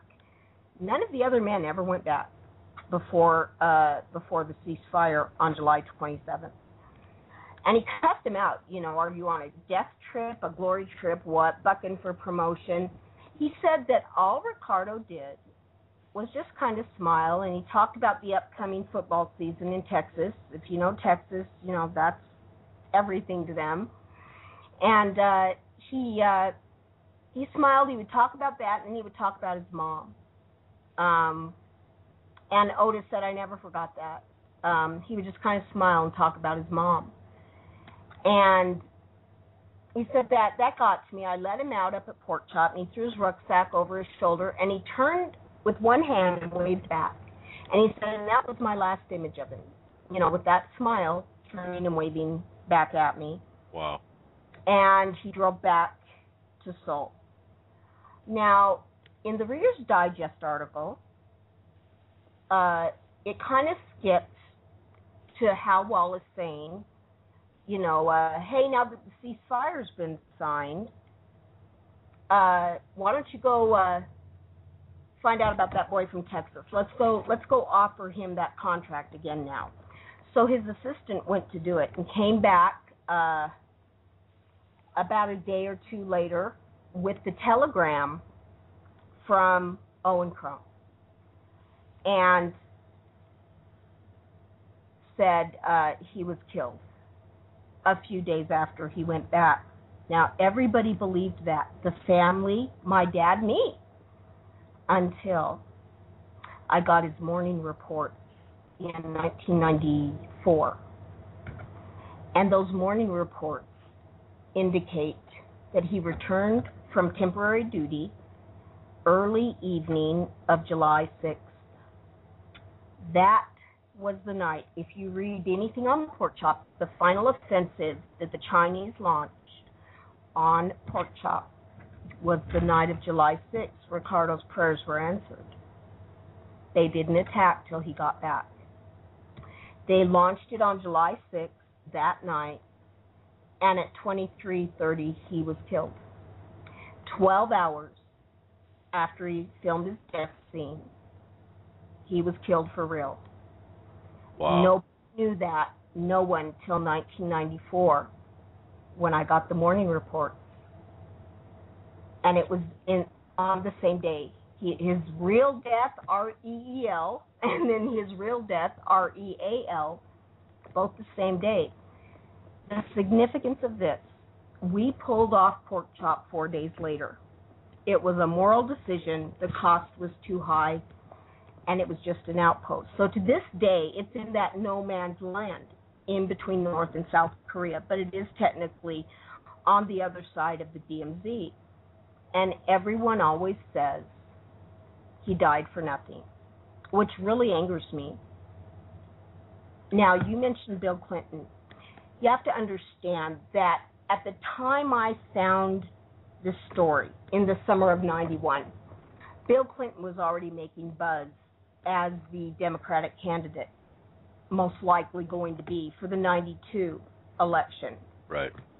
What really got me going in the spring of 92 on this story was when people started to say, and to this day, my blood just literally boils, character doesn't count. Hal Wallace in 1959, when he found out that Ricardo had died going back to serve with his squad, wrote, as it washed over me, the significance of this young man's choice and what he had given up more than most. He said, I realized the it, and remember I mentioned that it he always looked for in people. And he said, the it I had seen in this young man that I could not describe, I now knew what it was. It was character. And because he'd been a man of character, his choice had been clear. And that's how he ended the article. Wow. And I felt a vibration, a burning, and I knew at that moment, this is why I write. I'd been writing little books, taping them together, table of contents, everything since I was 7. Drove my parents crazy. And I knew this was why. I had also learned to love military history. My dad was a walking dictionary on World War II. He knew every battle on Allied and Axis. He knew every general, Allied and Axis. He knew everything.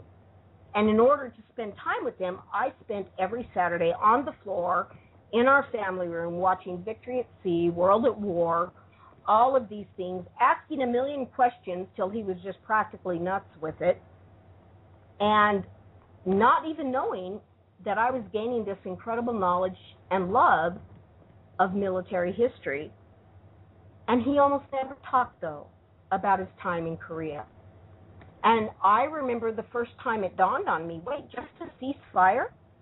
Wait, we're still fighting that war then, aren't we? And he said, yes, we are. And it dawned on me, isn't this war more important? We're still at war. We're still fighting this. And I remember feeling powerfully back then that the day would come, because I prayed about this and studied on it a lot, and I really felt God almost saying to me, prepare your mind now. It's going to be a long journey. Prepare your mind now. Know this stuff, because, Risa, the day is going to come when North Korea is going to be almost daily news again, and they're going to be looking for people who know it. That's also where Islamism came, because around 95, around 94, 95, I started to notice, you had to go back then because the internet wasn't really on. You had to go back then to Idaho State University Library, because we lived in Pocatello, Idaho at the time. And out of Japan, you could get the only authorized state newspaper copies of North Korea. They would put it themselves on their papers. And I started to see all these Pakistani scientists. And I'm going, I know Islam does not like communism. They just got done with the war with Russia. They hate communism. Communism hates any religion. Why are they in the last hardline Stalinist country left on earth? Then I started to notice North Koreans in Pakistan. And I just went, this is the behavior of people who are coming together for something. Then I started to see the name A.Q. Khan a lot. Now, A.Q. Khan, I would come to find out, he's known as I call him the pimp daddy of the nuclear whore. He stole technology from Europe, brought it to Pakistan. That's how Pakistan got the bomb. Then Pakistan made money selling it to any rogue nation, and their first was North Korea, who's turned around and is making money, giving it to Iran, Libya, Egypt, Syria, Saudi Arabia. None of these are our friends, not one. And I started sounding this alarm. I started saying, these guys are creating a secret combination. We are seeing, this isn't Islamofascism. That really pissed me off when they would say that. This is Islamunism, Islam and communism coming together. And everyone laughed. They said, no. Islam hates communism after Afghanistan. Communism hates anything to do with a god. And I said, well, Hitler and Stalin hated each other too. Didn't stop them from a non-aggression pact. Now did it. That usually shut them up. But every one of them mocked and ridiculed me until around the year 2000, 2001. Then they would no longer look me in the eye or answer my emails. And I knew why. Because now they were writing about it. And they were quite horrified that for 6 or 7 years, they'd really made fun of me for it. And actually this book that led me to start studying that. And I started telling everybody, we've got this secret combination of Islamic nations and communist nations, because I really had a feeling communism was not going to be dead, and it was going to come roaring back, even in Russia. But even if it didn't, the largest nation on earth, 1 billion people, never left communism. China. And is not our ally. China fully backs North Korea, because North Korea, through North Korea, they can threaten the world. And there is a saying the Koreans use, or that the Chinese would use when they were saying they were going to stick with North Korea. China's the teeth, but North Korea is the lips. Without the lips, the teeth get cold. That is a Chinese saying. Well, and they don't hate North Korea for what they're doing, and all their bluster and blow. That's why they never follow through with anything they swear they will. They are supplying North Korea with weapons. They are encouraging it. They are all for it. They are not our friend, and they will not abandon North Korea. They will use them, but they will never abandon them. So Risa, we're at war. I mean, essentially, and people have a hard time, and I even have a hard time really wrapping my brain around this, but while we're pretending to be, trade buddies with China in some respect, we're actually at war with them by proxy through North Korea. Right. And that's, that just shows the duplicity. Wow. Wow. Well, okay, so let me ask you this, Risa. I'm sorry. Let me ask you this: what role right now? And I know there's a rich history with the AQCon black market network and such. What role right now is North Korea going to play into our history? Oh well, I absolutely believe that not only are they supplying missiles as well as the nuclear stuff with Iran and all the enemies of both America and Israel. I believe they are just launching at the bit for an attack on us, and I believe China is going to help them with that. And I don't know how many of your people believe or remember about the missile launch off the coast of LA in November of 2010. That was North Korea. And a lot of people thought China, and I think China probably supplied the sub, because North Korea's been behind on their sub technology a little bit. They're catching up in leaps and bounds thanks to China. But Rich, hold on a second. I just want to make sure I remember this correctly. Was that the non-missile? Was that the missile that wasn't a missile? The contrail.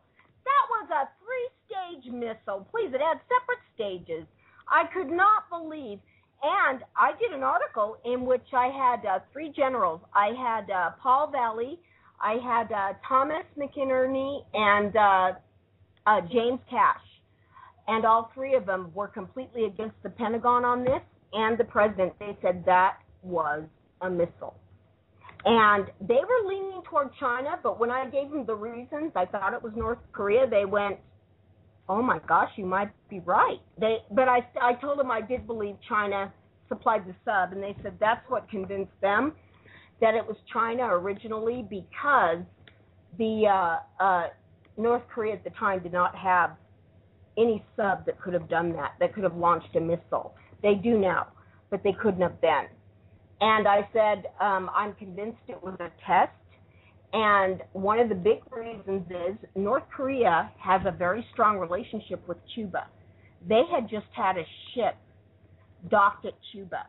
Now, the little sub that could have launched this missile could easily have been in that ship and launched from there, gone through the Gulf of Mexico. And who owns both gates of the Panama Canal? China. China controls both gates.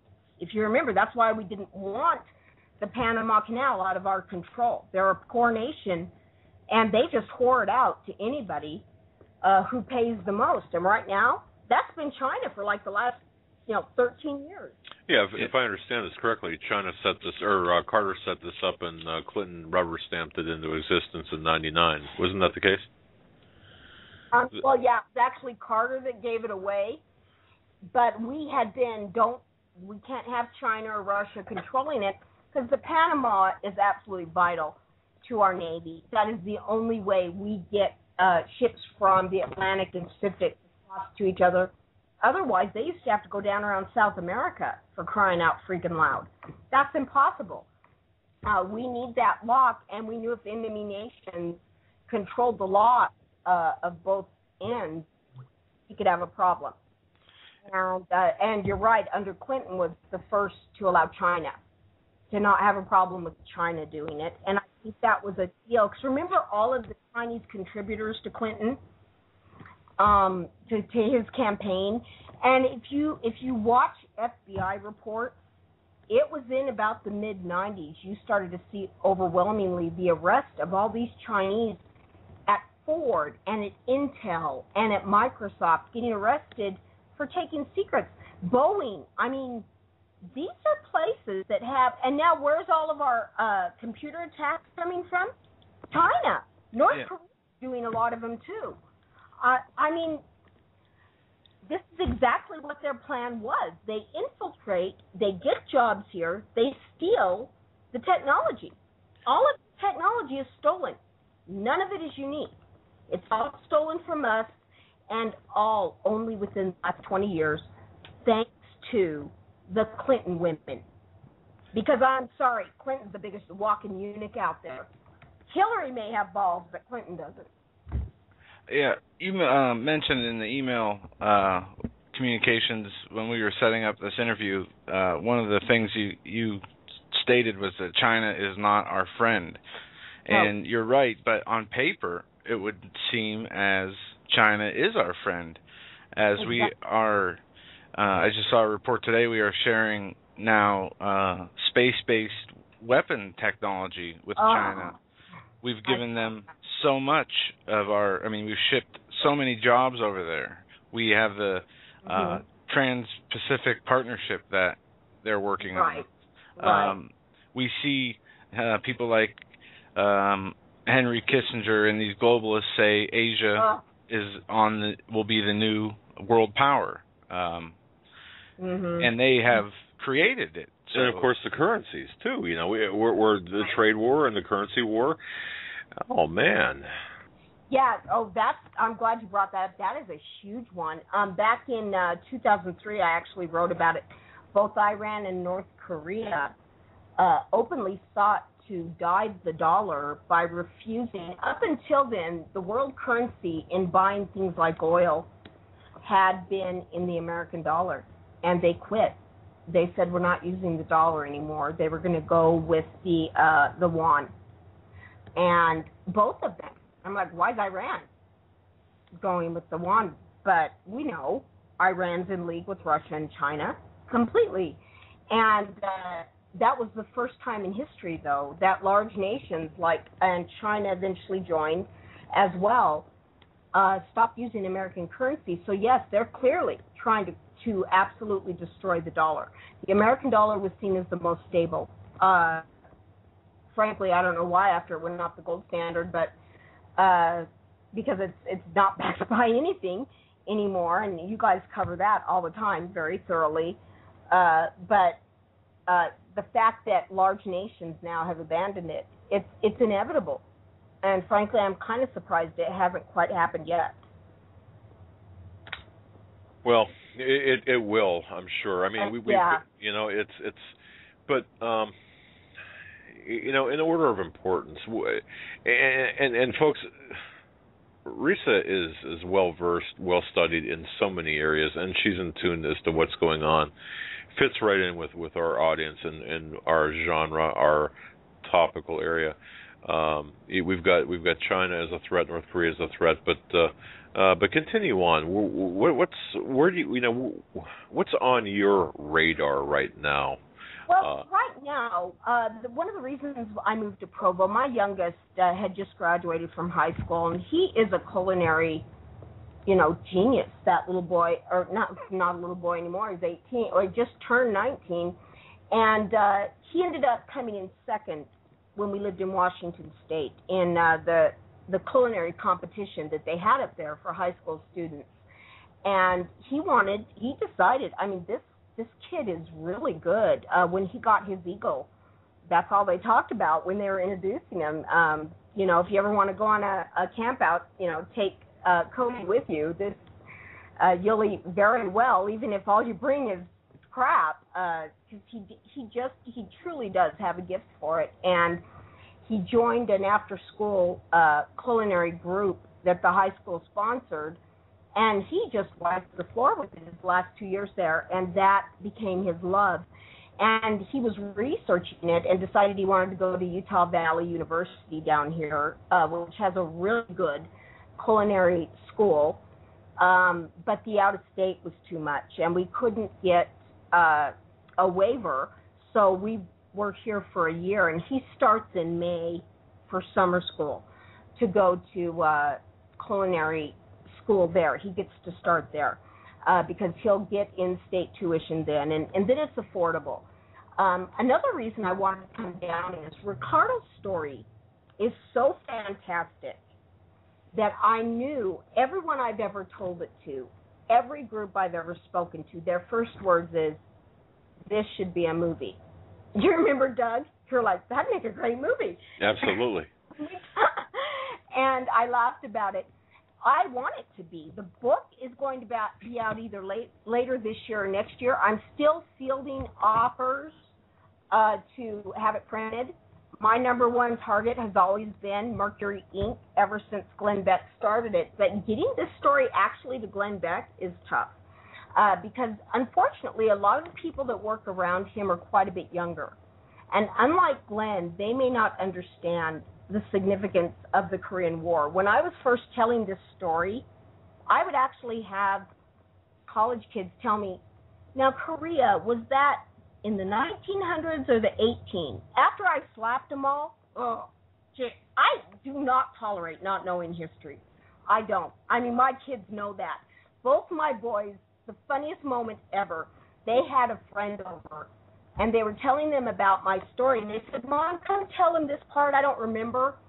And I was telling the friends this, and one of their friends, my boys were standing, one on my right, one on my left, and I was telling their friend, and their friend went, I don't remember Korea. Did we learn that in high school? Or was that the Korean-American War where Teddy Roosevelt and my son saw my face, and they both dove behind a couch and the island in our kitchen. And the kid watching, just both of them at the same time, I heard this indraw of gasp from my sons because they saw my face, I was ready to get all smacky. And they saw my face, and they dove. And the poor kid in front of me was like, uh-oh. And I went, the Korean War we're still fighting, and it was Douglas MacArthur, and he goes, was he president? Okay, that's when I did hit him. Come on, Big Mac! How could you not know that? Well, and that's the problem with the majority of Americans today. But see, it's right. It's not taught in schools. No, it's not. NEA. Well, the NEA. I was telling your son about this during our really long conversation. I refused to join the NEA when I graduated. I refused to join the SNEA when I was a student because when they offered it after class one day, I held up the handbook and I said, this is the Communist Manifesto. All it talks about is social programs and people's feelings. There's nothing in here anymore about reading, writing, arithmetic, history, nothing. And she goes, well, what an arrogant thing to say. I said, arrogant? It's your damn job. What's wrong with you? My professors and I did not get along very well at all. There were a lot of arguments and fights because there's no one more liberal and no one more communistic than education and professors of education. And they would roll their eyes when my hand went up or when I would say, no, that is a flat-out lie. None of the other, not one of my fellow classmates would say anything. And then they'd come to me after class, the little eunuchs, talk about political castration, handed their nuts over to PC and never took them back. I mean, eunuchs are creepy. Take your balls back, people. They would come to me after class, and they would say, I agree, in a whisper. And I would say, you agree? As loud as I could. And they would just turn pale and run. Well, yeah. Why the silence? I was so angry. The people that tried to sign me up when I graduated were members of my church. Mormons are very ardent against communism. Cleon Skousen, the naked communist, he was Mormon. Yeah, absolutely. You've got Ezra Benson was very hard on President Eisenhower, who assigned him as Secretary of Agriculture for being far too accommodating to the communists. He did not admire that at all. He took him to task all the time. And he ended up becoming our prophet later, but he could not stand it. And he wrote about it constantly. And during the Vietnam War, some of his writings at the time just were everywhere on what talk about a prophet.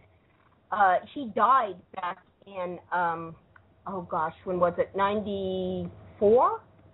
But, and I didn't appreciate him as much back then because when he came in as the president of the Mormon Church, he was very old. And unfortunately, much of the last few years, he was pretty much bedridden, very ill. And you didn't get to see him a lot the last few years at our annual and semi-annual general conferences that we have. And his writings, though, I came to appreciate as I was older because they were downright prophetic. He literally was foretelling what we've been seeing in the last 20, 30 years. And I couldn't believe it because this man knew communism. He knew it because he loved American history. He was a profound studier of it. He adored it. And he was not afraid to take Eisenhower to task for Eisenhower's behavior during his administration. He thought it was a huge mistake not to end the Korean War. And he secretly backed MacArthur. He didn't like the idea of nukes because of the horrible devastation he saw in Japan, but he said, before they get the bomb, we better do something. And, we were too late with Russia. A lot of people don't know this, but the original invasion by the North into South Korea was actually supposed to be in the fall. They upped it to June 25th. Do you know why? Because the week before, the Rosenbergs had been arrested, and we found out how much they'd already given to the Soviets. And Stalin, the Soviets tested their first bomb in September of '49, 5 years ahead of schedule. And that's what led us to go, no, something's wrong here. Indeed. Reza, we're up against the top of the hour. Stay with us. When we come back, we're going to be talking more about the constant impotence, the clear impotence of the United Nations and the United States in standing up to tyrants. Do we need more examples? Of course we don't, but we're going to give them and give them exactly in current events and why you should be concerned. And of course, Korea, our longest running war, the implications of that, why Kim Jong-un is worse than his father and is speeding up attacks for that part of the world. Folks, you're listening to the Hagmann Report. We're going to be back on track with the time clock, the show clock. Right back after these messages.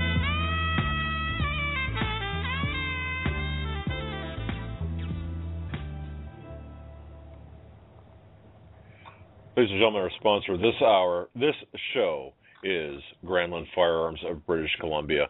If you're up in British Columbia, stop in Campbell River, British Columbia, the salmon capital of the world. Grandlands will take good care of you. Mention Doug and Joe Hagmann. And if you're not up there, if you're not up in British Columbia, virtually pay them a visit. Pay them a visit on the internet at grandlandfirearms.com. That's grandlandfirearms.com. Check out their gun stock list. Check out their just go to their website. They're constantly adding things to their website. Plus, they've got some beautiful pictures of beautiful British Columbia. It's a great area up there, folks. You've got to tune into, or you've got to stop in to grandlandfirearms.com. That's grandlandfirearms.com.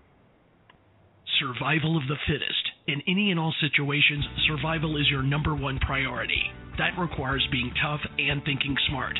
And the folks at Freeze Dry Guy are going to help you do just that. They have the long-range patrol ration entrees, what they call the Brick Pack. When you're in survival mode, it is absolutely the best item for your survival pack or bug-out bag. You can go farther, faster, and carry more food with the LRP cold weather ration entrees. Not only do these long-lasting, durable entrees help sustain you or your family through the harshest environment or situation, they are by far the most delicious of their kind. No contest. With a variety of tasty entrees, you can't beat the LRP Brick Packs. Let Freeze Dry Guy help you in your survival situations. Go to freezedryguy.com. That's freezedryguy.com, or call 866-404-3663. That's 866-404-FOOD. Hi folks, Doug Hagmann here. You might know me as the co-host from the Hagmann and Hagmann Report, or as a frequent guest on Coast to Coast AM with George Norrie. If you're like me, you're tired and confused over today's headlines. You just don't know where to turn for accurate, concise information about really what's going on, what's truly going on in today's society. If you don't know where to turn for accurate, well-researched, and properly vetted news, I've got a suggestion. In fact, it's a requirement. Bookmark Canada Free Press. That's CanadaFreePress.com on the internet. It's just not for Canada.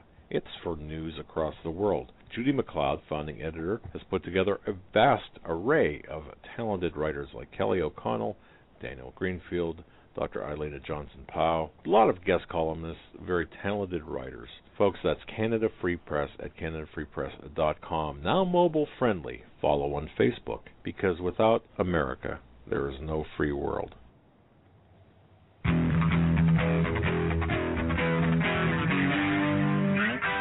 Hagmann. One guy that doesn't need a bullhorn to get your attention.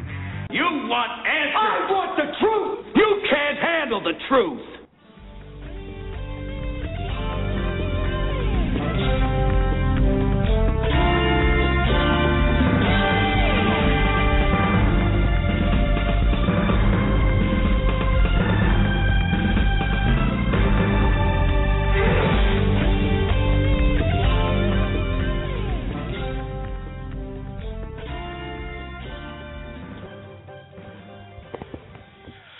And welcome back, ladies and gentlemen, to our third and final hour of this Friday, February 22nd edition of the Hagmann and Hagmann Report. We are joined by our very special guest, Mrs. Kirkland, Miss Reza Kirkland. I can't read your writing on this paper. We've only been saying it the whole night. That's all right. That's all right. I'm sorry about that. Her website. Switched to decaf today. AmericansWarChick.blogspot.com. She's also on Facebook and Twitter. And we were talking about many things tonight, including North Korea, what is going on with the U.S. and China, Ricardo's story, and we covered a lot of that in the first hour and second hour, the Islam and communism connections. And I guess where we can go from here. Well, wait a second. Let me just correct this, folks. If you go to HomelandSecurityUS.com and click on, open up the article that says "Truth is Stranger Than Fiction," and links to her website, Twitter, and Facebook are all on there. But it's AmericasWarChick.blogspot.com. America's War Chick. it's like George Norrie, because whenever I go on Coast to Coast, he always says, it's HomelandSecurity.us.com. Doug, welcome.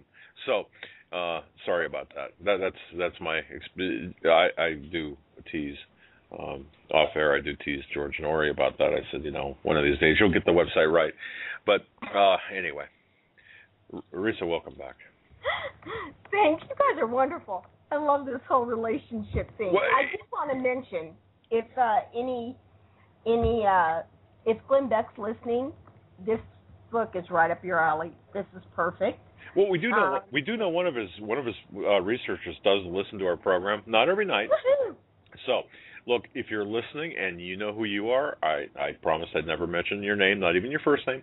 You know who you are. If you're listening, even if this is by archive, you know where to look. It's on our website. It's americaswarchick.blogspot.com. But just give us a call. We'll hook you up with Risa Kirkland. That's wonderful. And, yeah, feel free to give out my information. I do all the time. And any prank or dirty phone calls I've gotten, they've lived to regret it. So I don't get those anymore. Plus, I'm getting old, 47 next week. I'm pushing the envelope. Well, happy my son's birthday. Always mine. So. Well, you're just a youngster, 46. That's still young. Happy birthday, by the way, in advance. Thank you. Yeah, the best people are born in February. Reagan, Johnson, Washington, Johnny Cash, John Wayne, Glenn Beck, and me. Of course. Well, okay, now let's get back on track here, because we got really some heavy stuff with the UN, with the U.S., with the whole Southeast Asia corridor there. It's a mess. It is.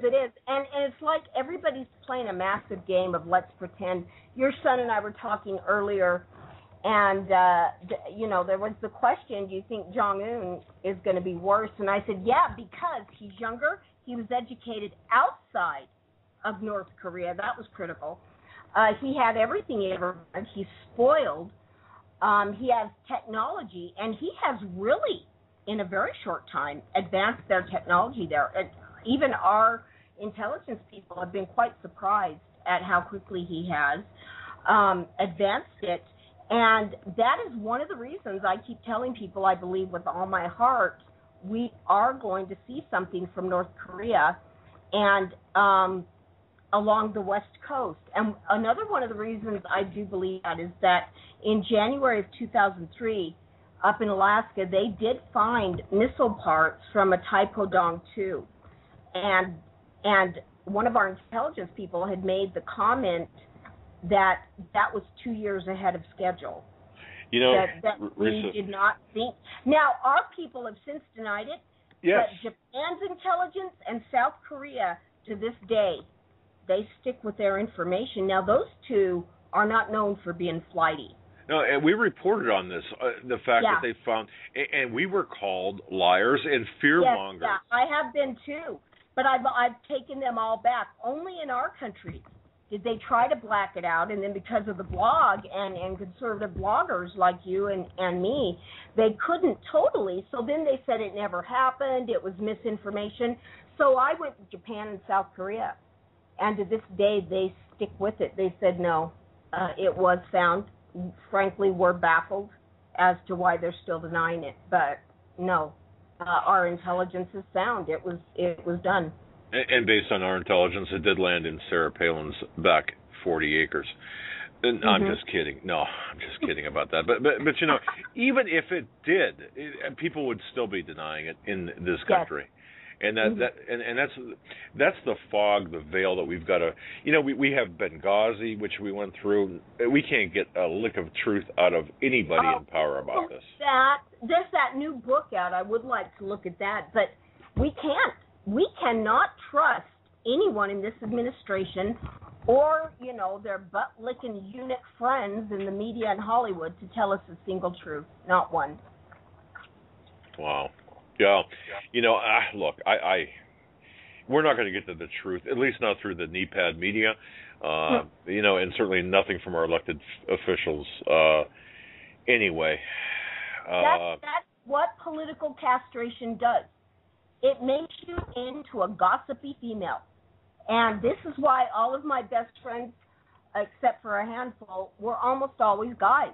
I was a tomboy growing up because I learned at a young age, you know, girls will stab you in the back and you won't know for years because they'll act like your friend to your face, and then one day you'll find out all this has been going on for years. That's what I think of when I think of Oho. I call him Oho because it's just a big old black hole. That's not a reference to his color. That's a reference to his brain. Big old black hole.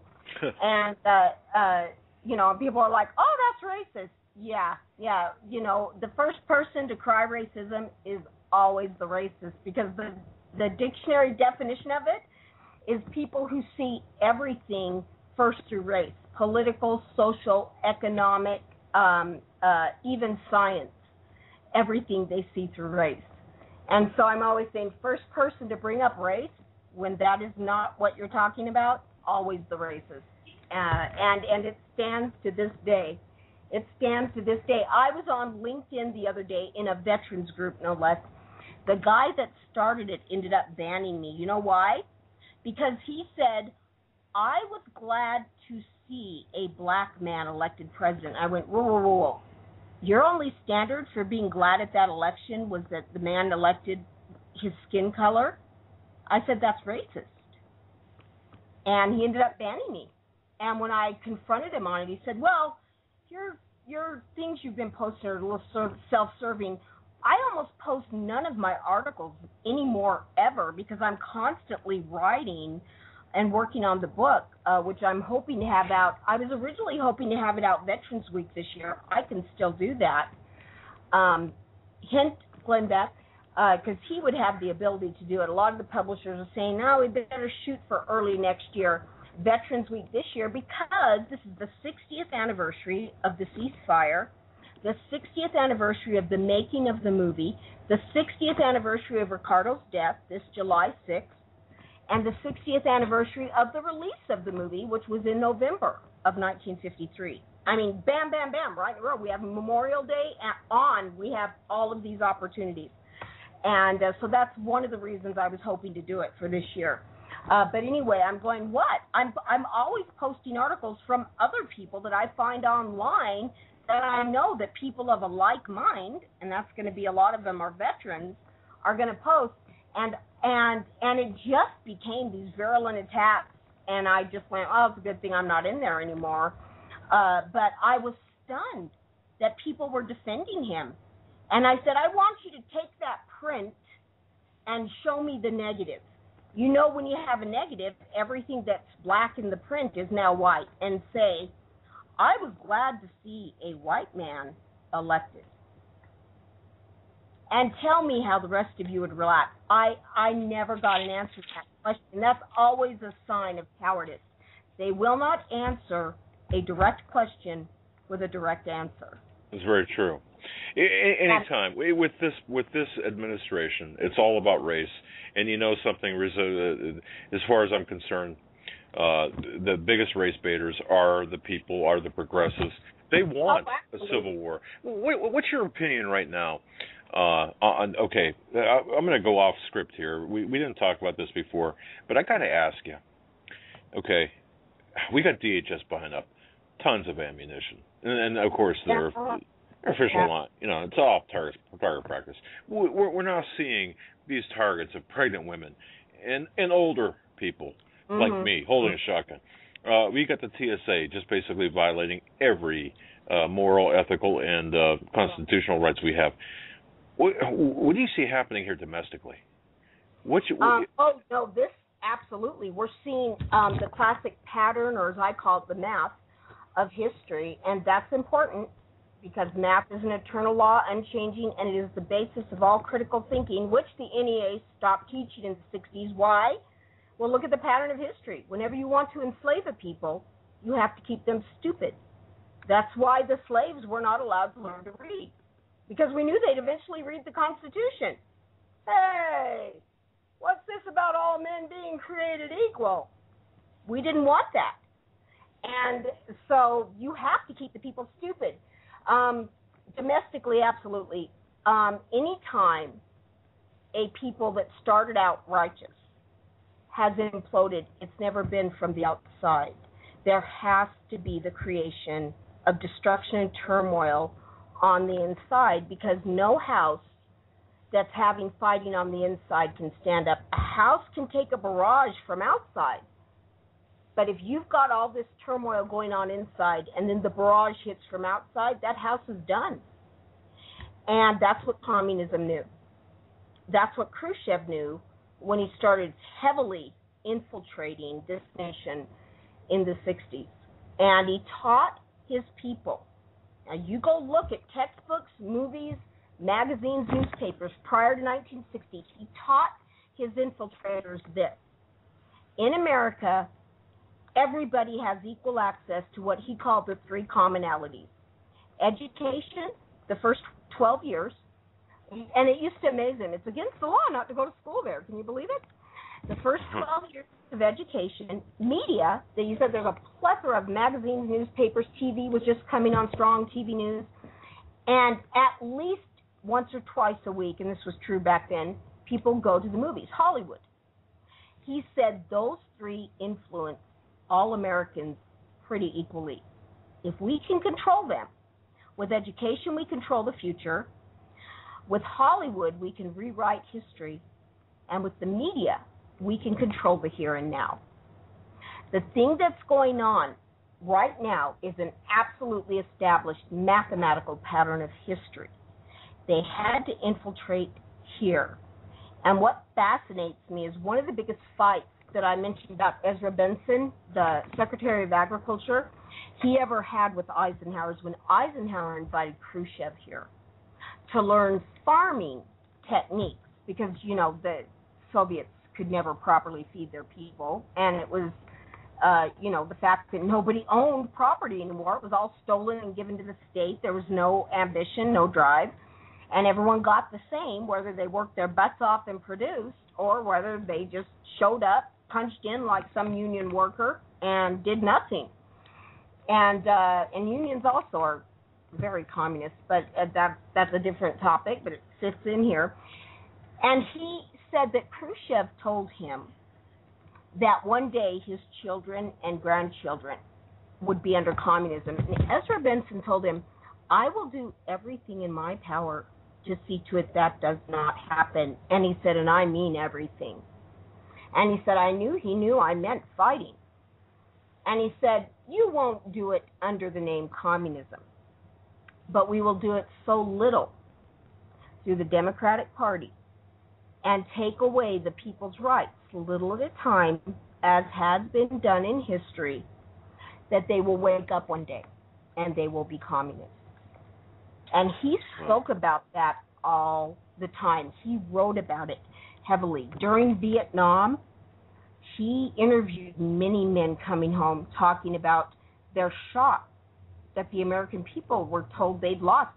We never lost a battle in Vietnam. We won every single battle. Did anyone out there know that? No. No, of course not. Of course not. Because Walter Cronkite is the biggest liar on earth. He was absolutely a communist tool. And I'm not talking about the manly one, because Lord knows that's as flaccid as can be in communism. You got to have balls to make that one work. Yeah. And remember that, people. Don't you hand your balls over. And don't you give in to political castration. Dang it, we're at war here. Act like you know that. Before the show, when we were talking, Walter Cronkite came up, and many don't know this, but he was praised for keeping silent about the agenda of the globalists. Right. I think he might even have been given an award. I'm not sure. I don't know if it was the Council on Foreign Relations who made that statement. It was David Rockefeller who made the statement at one of those meetings that they have. But they said, you know, we owe a lot to Mr. Cronkite for keeping our agenda secret, for if it was revealed to the public, they would, you know, fight against it. So thank you for keeping it private for us as we continue to implement it. Something about that. I know when he died, I remember saying, I better never find out where he's buried, because they'll be lucky if all I do is piss on his grave. I see red when I hear the name Walter Cronkite, and I mean that in more than just communism, that this man lied all during the Vietnam War, and nobody called him on it. And the fact that General Giap of the North Vietnamese Army was ready, he was filling out how he was going to unconditionally surrender because we won at Tet. He was so decimated at Tet, he was about to surrender when one of his men came running in, his face pale, and said, "You're not going to believe this." And they were listening to the Armed Forces radio, and Cronkite was on there. Remember the absolute makes me grit my teeth and break a tooth or two every time when I hear that, the most trusted man in America. What a load of crap. And that's what I would do on his grave if I could, because well, you know, do it, you're going to get there's, it. But no, get this. He heard Cronkite telling him they'd lost at Tet, the war was lost. He ripped up his unconditional surrender papers, told his people if they could hold on 5 minutes longer than America, they would win and beat the American giant for the first time, because he said, we now have help in their own country. And in 1984, when Giap wrote his book, he thanked Cronkite in it. An enemy of America thanked Walter Cronkite for helping them beat us. Yeah, that should tell the tale. I mean, anyone who would, it's just like Sirhan. I digress. But yeah, I mean, look, and I would urge everyone, if you have, or if you haven't heard of this YouTube series, it's called Evidence of Revision. It's a lengthy series. I think there's probably 16 hours worth of footage, but it's actual footage from the, I think it goes from I don't know, 1960 forward, and it gives you real news footage, but you can actually see the progression of events. And I've got nothing to do with the series, but to show you how despicable and how incrementally the media was infiltrated by communists since the 50s. Well, even perhaps earlier than that, but really during the 50s. It's crazy, and now everything has been just infiltrated. And I think you had mentioned The Naked Communist by Skousen. Right.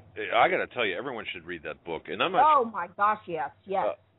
The Tragedy and the Hope, Carol Quigley, Professor Carol Quigley's book. It's a encyclopedic book. I'm not sure if you've heard of that, but that kind of lays out the framework for the communistic takeover and the global governance takeover of the United States.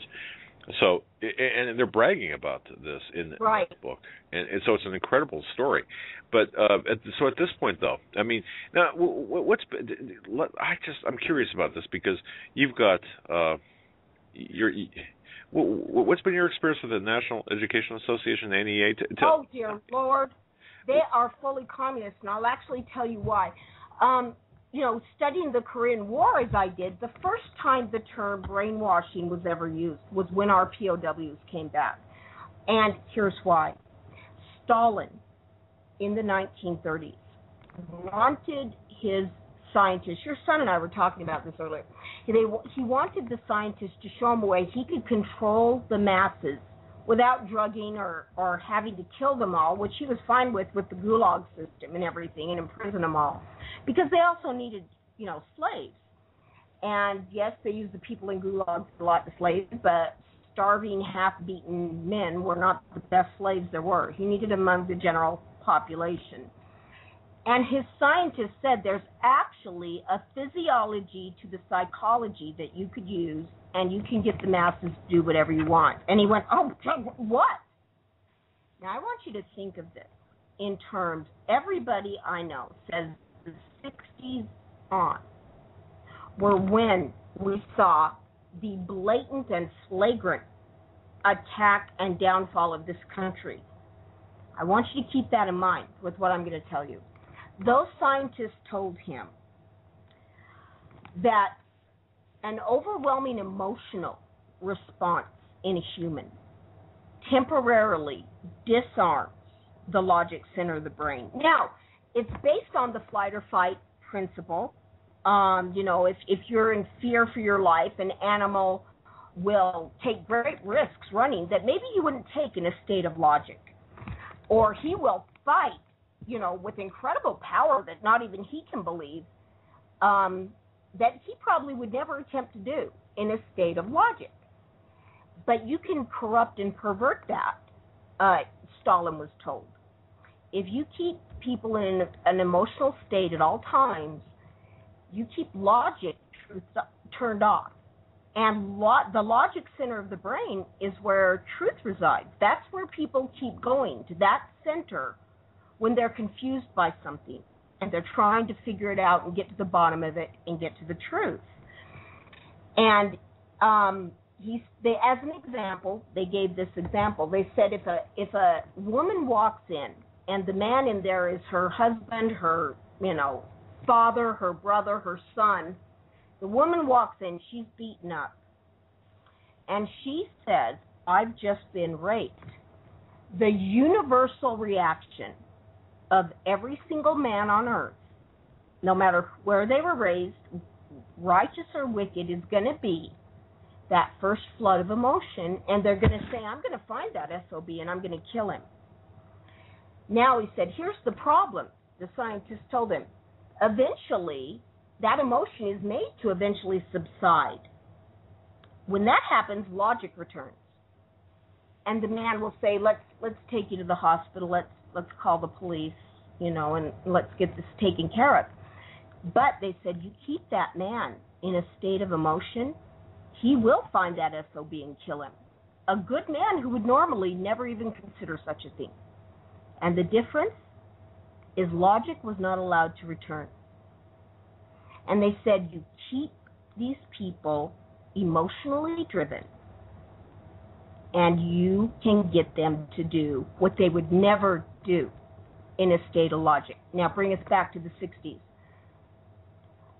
60s were nothing but raw emotion. Nothing. There was an absence of logic and truth.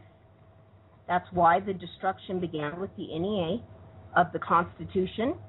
That's why it went more from focusing on truth, reading, writing, arithmetic, history, to feelings and emotions and all that little pussy crap you just want to smack until everyone's dead. Or that's just how I feel, maybe. I don't know. They started to switch it. Why? Because everybody has emotions, and they can be played with. Now, in communism, the favorite emotion was fear, and it worked very effectively, and we're seeing it more today. How many people are afraid to say things on TV? Did you ever think you'd live in a day when people would be afraid of a word or look side to side before saying a word like, nigger? It's just a damn word, people! And it actually, by the way, has legitimate roots. It came from the river Niger, which used to be spelled Nigre under the Old English spelling. And in the South, when they would listen, I actually was taught this by a black woman who came to ISU and spoke about the genesis of the word changes among the blacks. Negro, nigger, colored, black, African American. But wait a second.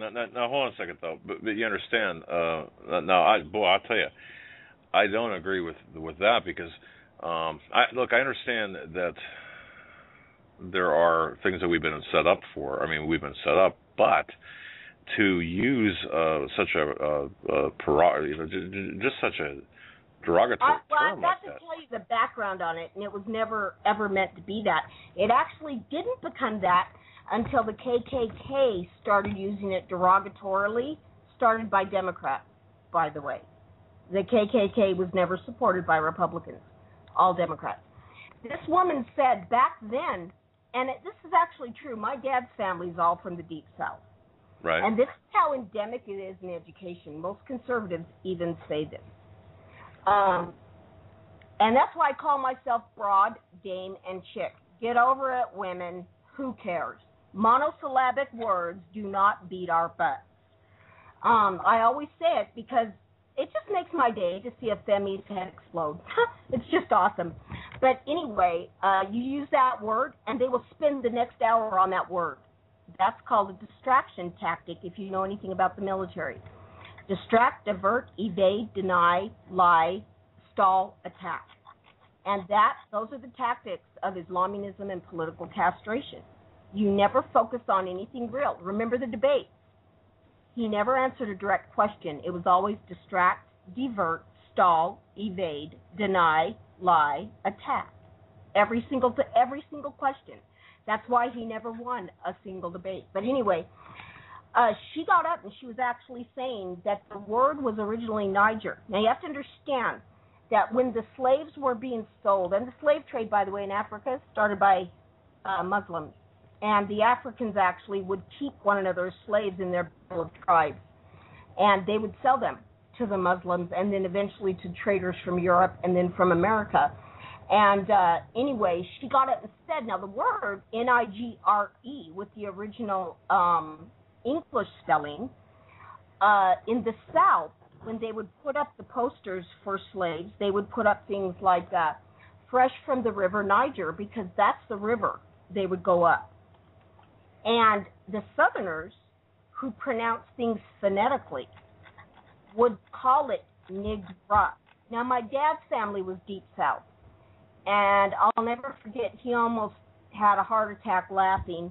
My dad would never use the word ever, nigger, nigra, anything. It was forbidden in our house. That's one of the reasons he left the South. Much about the South he loved. He hated that, but every family was fine with it.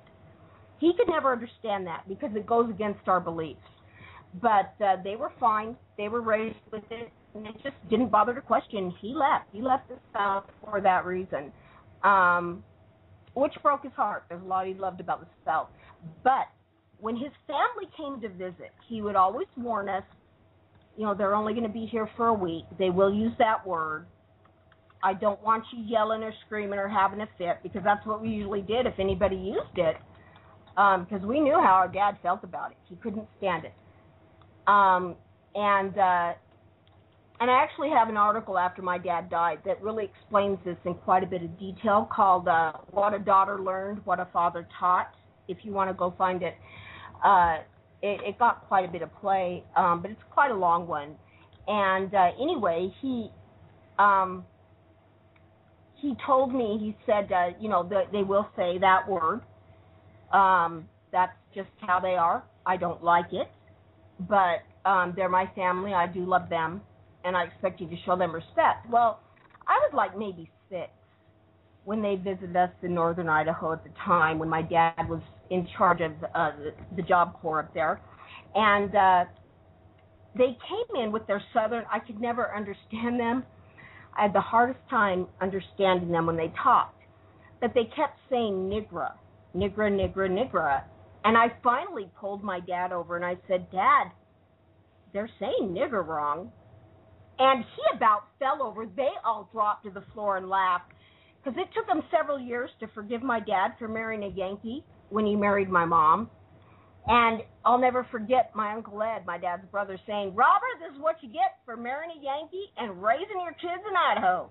And they just laughed their butts off. But my dad said, actually, that's how they pronounced it back then, Reese. It had to do with the river. Well, this woman actually filled in the blanks years later when I was watching her speak.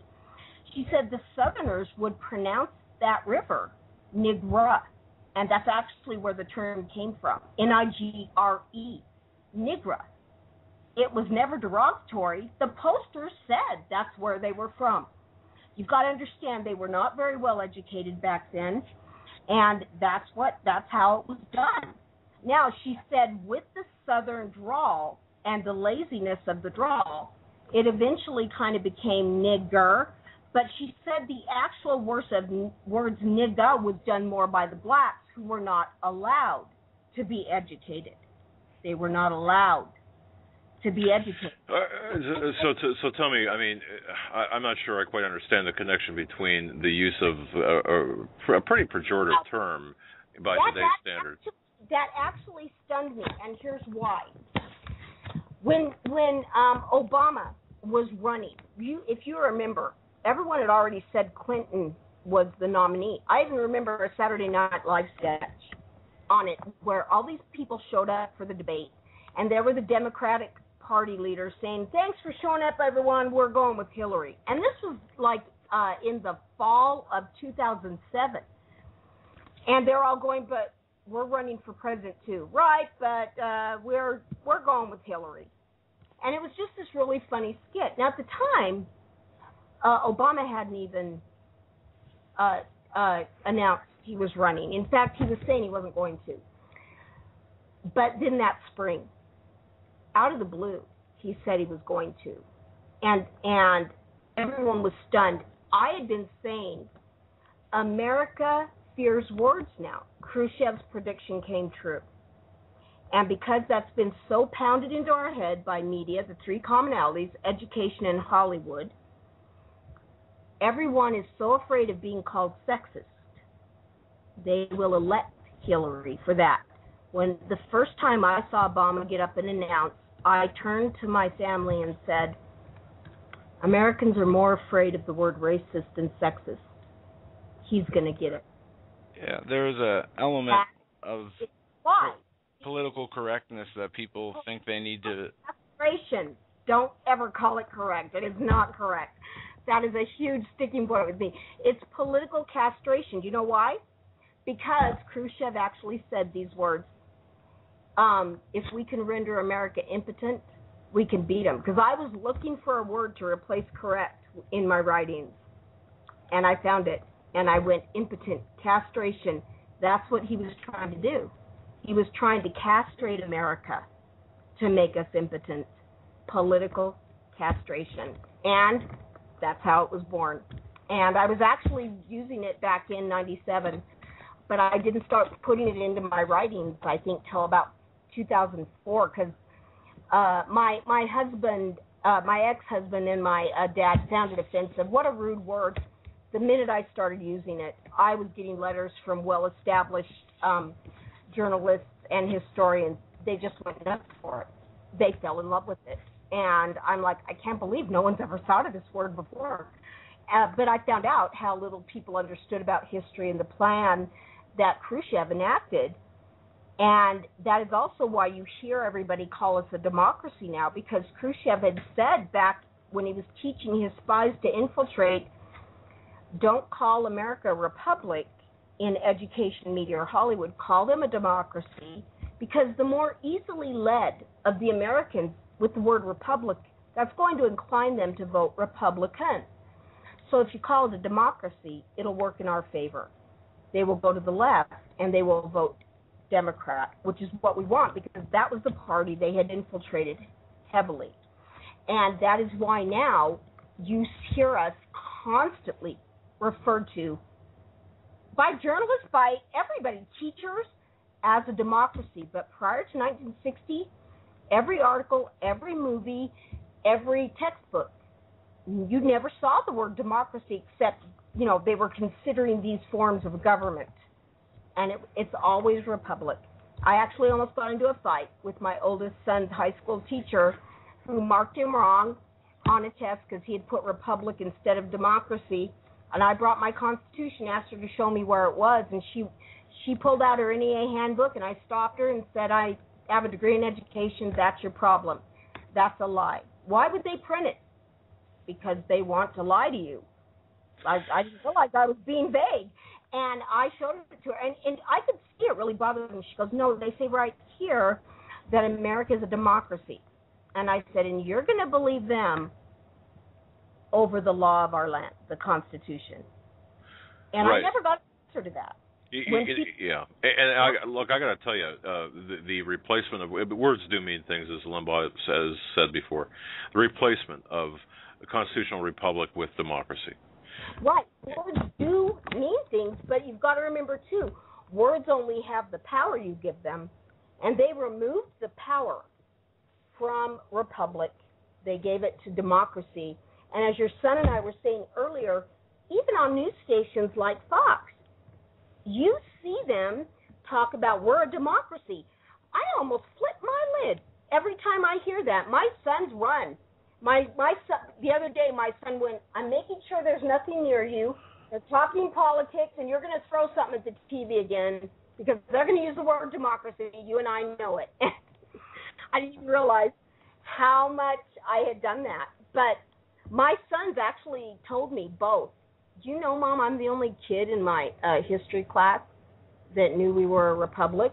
Even the teacher said democracy, and I said, no, we're a representative republic. And he said, I almost got into trouble until one of the other teachers had come in to ask him a question, heard what was going on, whispered to him, and I saw him nod and go, well, okay, we are, but, you know, we're a democracy too. And my son went, we are? Because they left that out of the Constitution, if we are. But he was the only one, even over his teacher, that knew that. And the teacher was getting mad at him. You guys, to homeschool your kids. There are a lot of charter schools. One of the things I love about Utah, they have started a lot of charter school. The Timber Academies have started.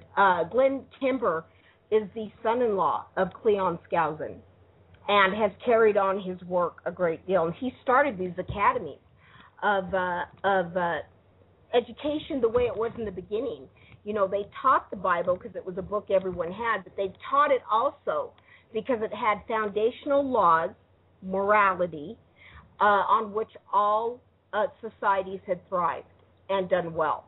And they wanted that taught in school. And he teaches it with that kind of a bent. It has to be very constitutional. Yeah.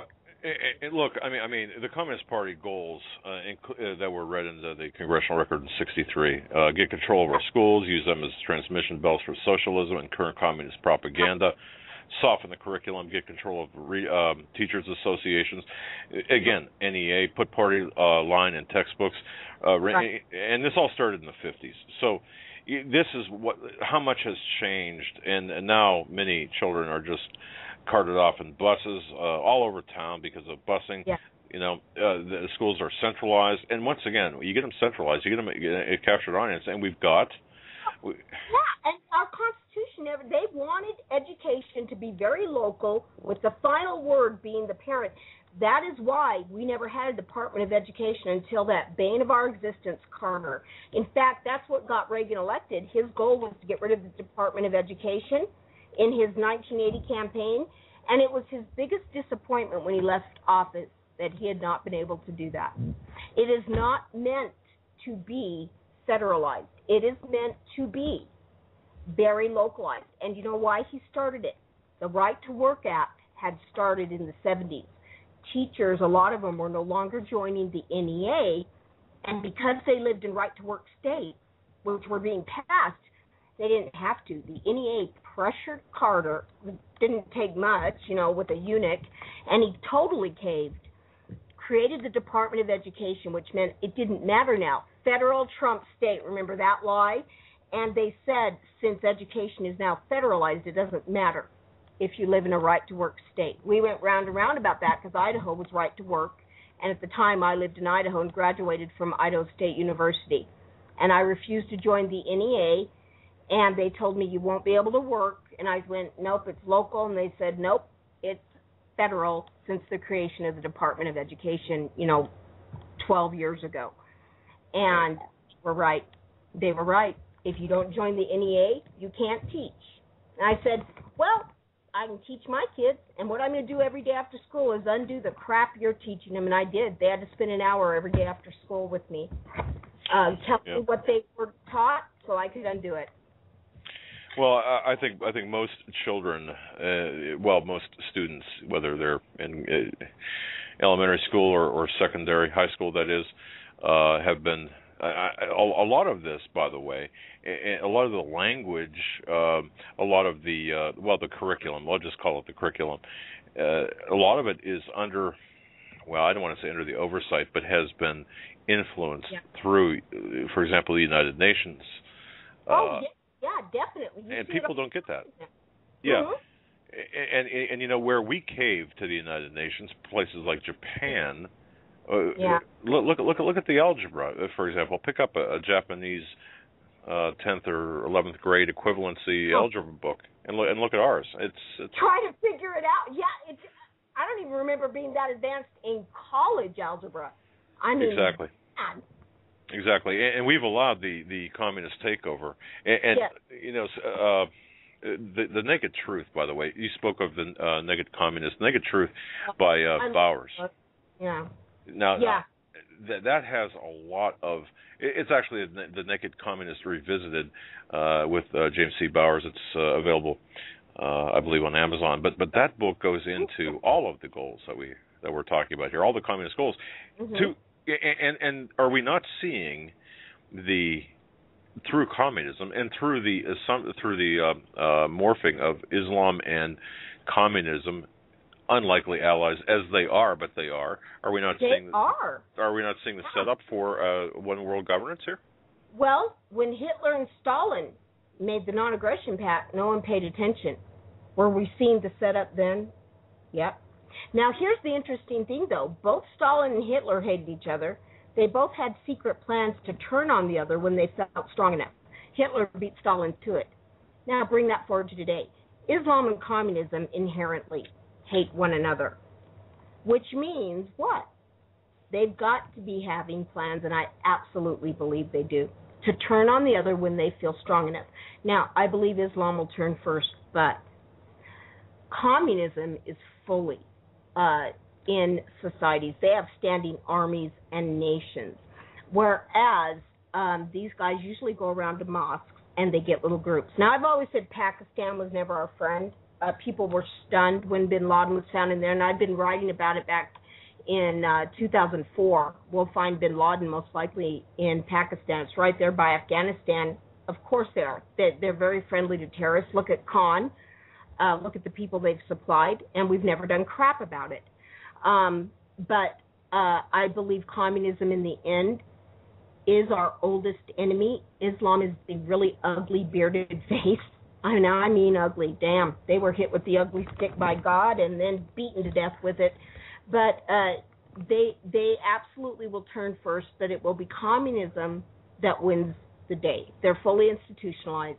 They have million-man armies at their beck and call, and in China, then some. And they can call them up all the time. They are not just a bunch of guys at mosques getting,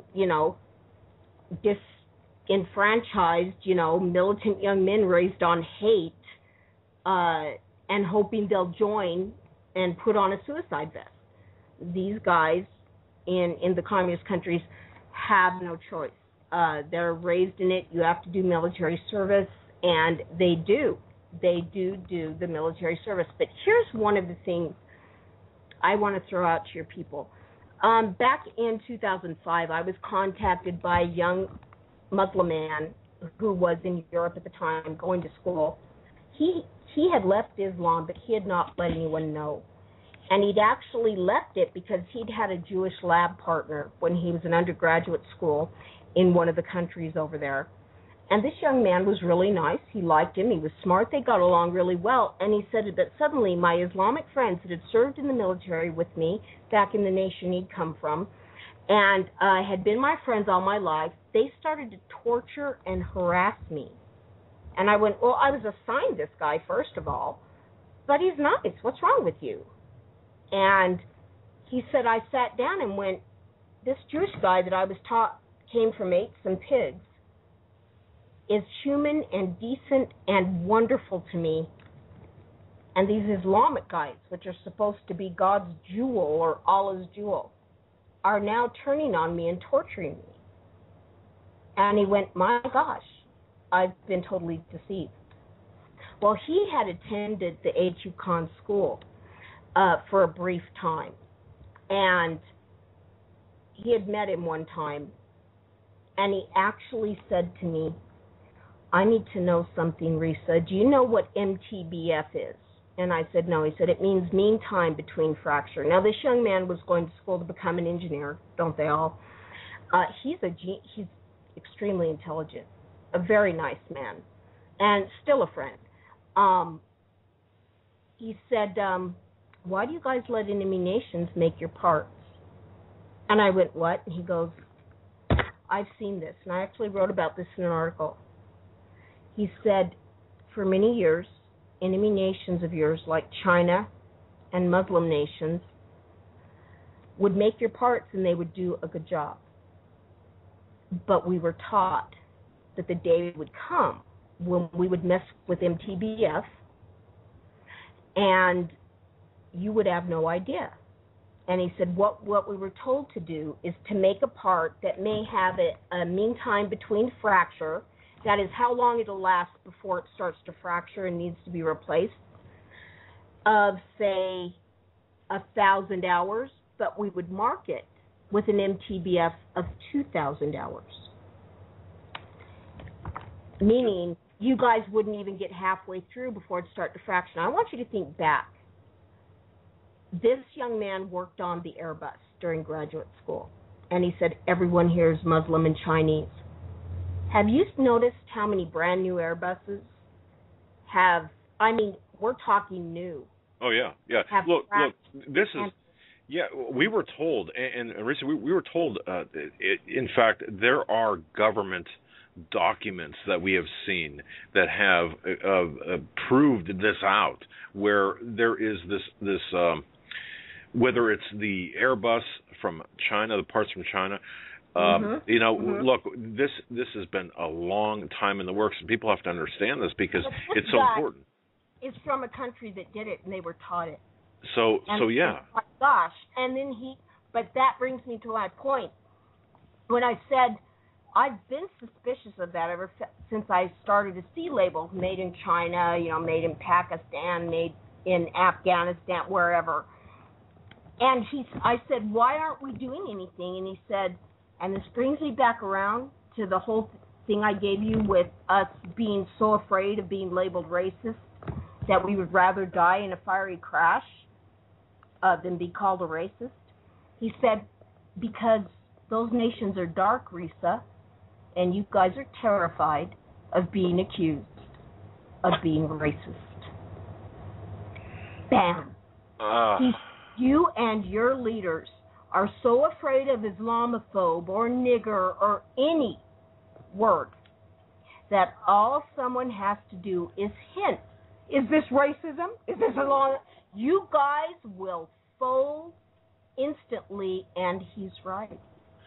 Well, look, and I'll say this, okay? I'm deeply, deeply offended by the pejorative nature of any characterization of any race.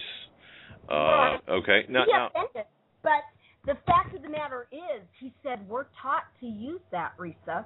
We are taught to cry racism, Islamophobe. Look at Jesse Jackson. He drops that left and right. You think that's an accident? He said. But Jesse Jackson, Jesse Jackson does not represent. I mean, Jesse Jackson is the antithesis of exactly. But he held people. He held them ransom until about the mid '90s when everything seemed to fall apart for him. But he did for over 20 years. By the way, Coretta Scott King hated him. And she had told Martin to never trust him because when Martin died, he held Martin, got the blood on his clothes, and ran up to a reporter. She never forgave him for that. She never trusted him. But this young man from another country said he was told if you're ever confronted, accuse them of racism because you're dark or foreign, or Islamophobia because you're after 9/11, that became the big one. But up until then, he said it was racism, and we were taught that. We were taught to use that, and he said, and we were taught that by a lot of the liberal leaders from your country, many of them female and black, who had seen the power that accusation had to get them what they wanted. And that's why I say you've got to stop being controlled by words. Fine. They're foul words. You hear the F word every single day. Nobody craps a brick over that. You better learn to handle it. Yeah, but it doesn't make it right. Look, I mean, to me, wait a second. I'm going to mute you here in a second, because to me, anybody who substitutes words like the N word or the F word or, I mean, for the love of Pete, I got to tell you something. To me, they lack the intellectual capacity and the vocabulary.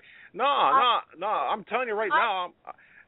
I get put her, that. Mute her. This is our program. I'm going to tell you something. I don't put up with the racist crap. All right?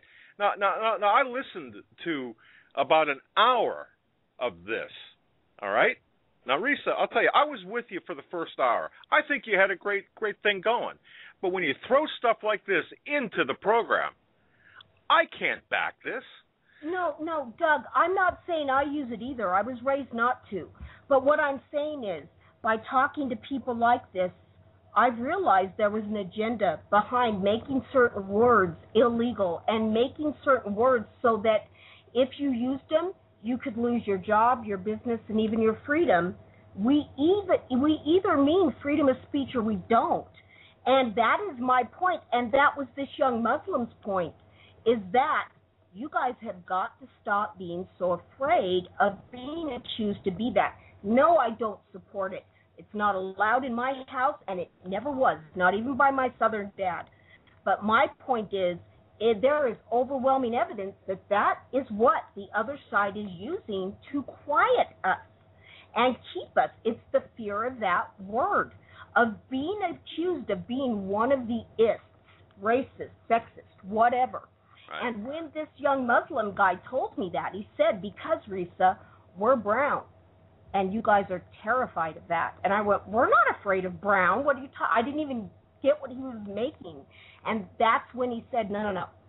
You're afraid of being accused of being racist. That's why you won't say it. All right. Well, Risa, look, I appreciate your time on the program. We are up against the bottom of the close of the show, and I want to thank you very much for your appearance tonight. Can I end on a more positive note? Because I don't want people thinking that, Ricardo came from Mexican-American parents, and I've been after his story for 20 years now. It is a fantastic story, but that's my point. There was a time in this country when it really didn't matter. And that should be what matters now, the integrity, the character, what people give and give up for freedom. Right. That's what should matter. And that's what this young Muslim man was trying to tell me. You've got to start taking a stand. That's what Ricardo's story was. There's a right and a wrong. And he stood for right. And we should again, too. Well, indeed we will. Risa, we're up against the close of the program. God bless you. Our prayers will be with you that the story of Ricardo gets out. God bless you. AmericansWarChick.blogspot.com. Right on. Risa, thank you so much, Hagmann. Thank you. All right. God bless you, my friend. All right, bless folks. You too. Next week we've got a fabulous lineup. Next week we've got Dr. Judy Wood coming on, and on the 26th. Yep. That's next week. I just want to say thank you, everyone, for tonight, for hanging with us for the whole week. For the whole week. It was a trying week, I got to tell you, and I just can't wait to see my inbox tonight. So. God bless each and every one of you. Hopefully see you back on Monday. We'll be revamped, ready to go. And L.A. Marzulli's coming on also. And a few other people were lining up, Pastor Paul Begley and a few others. Have a great weekend, and see you next week.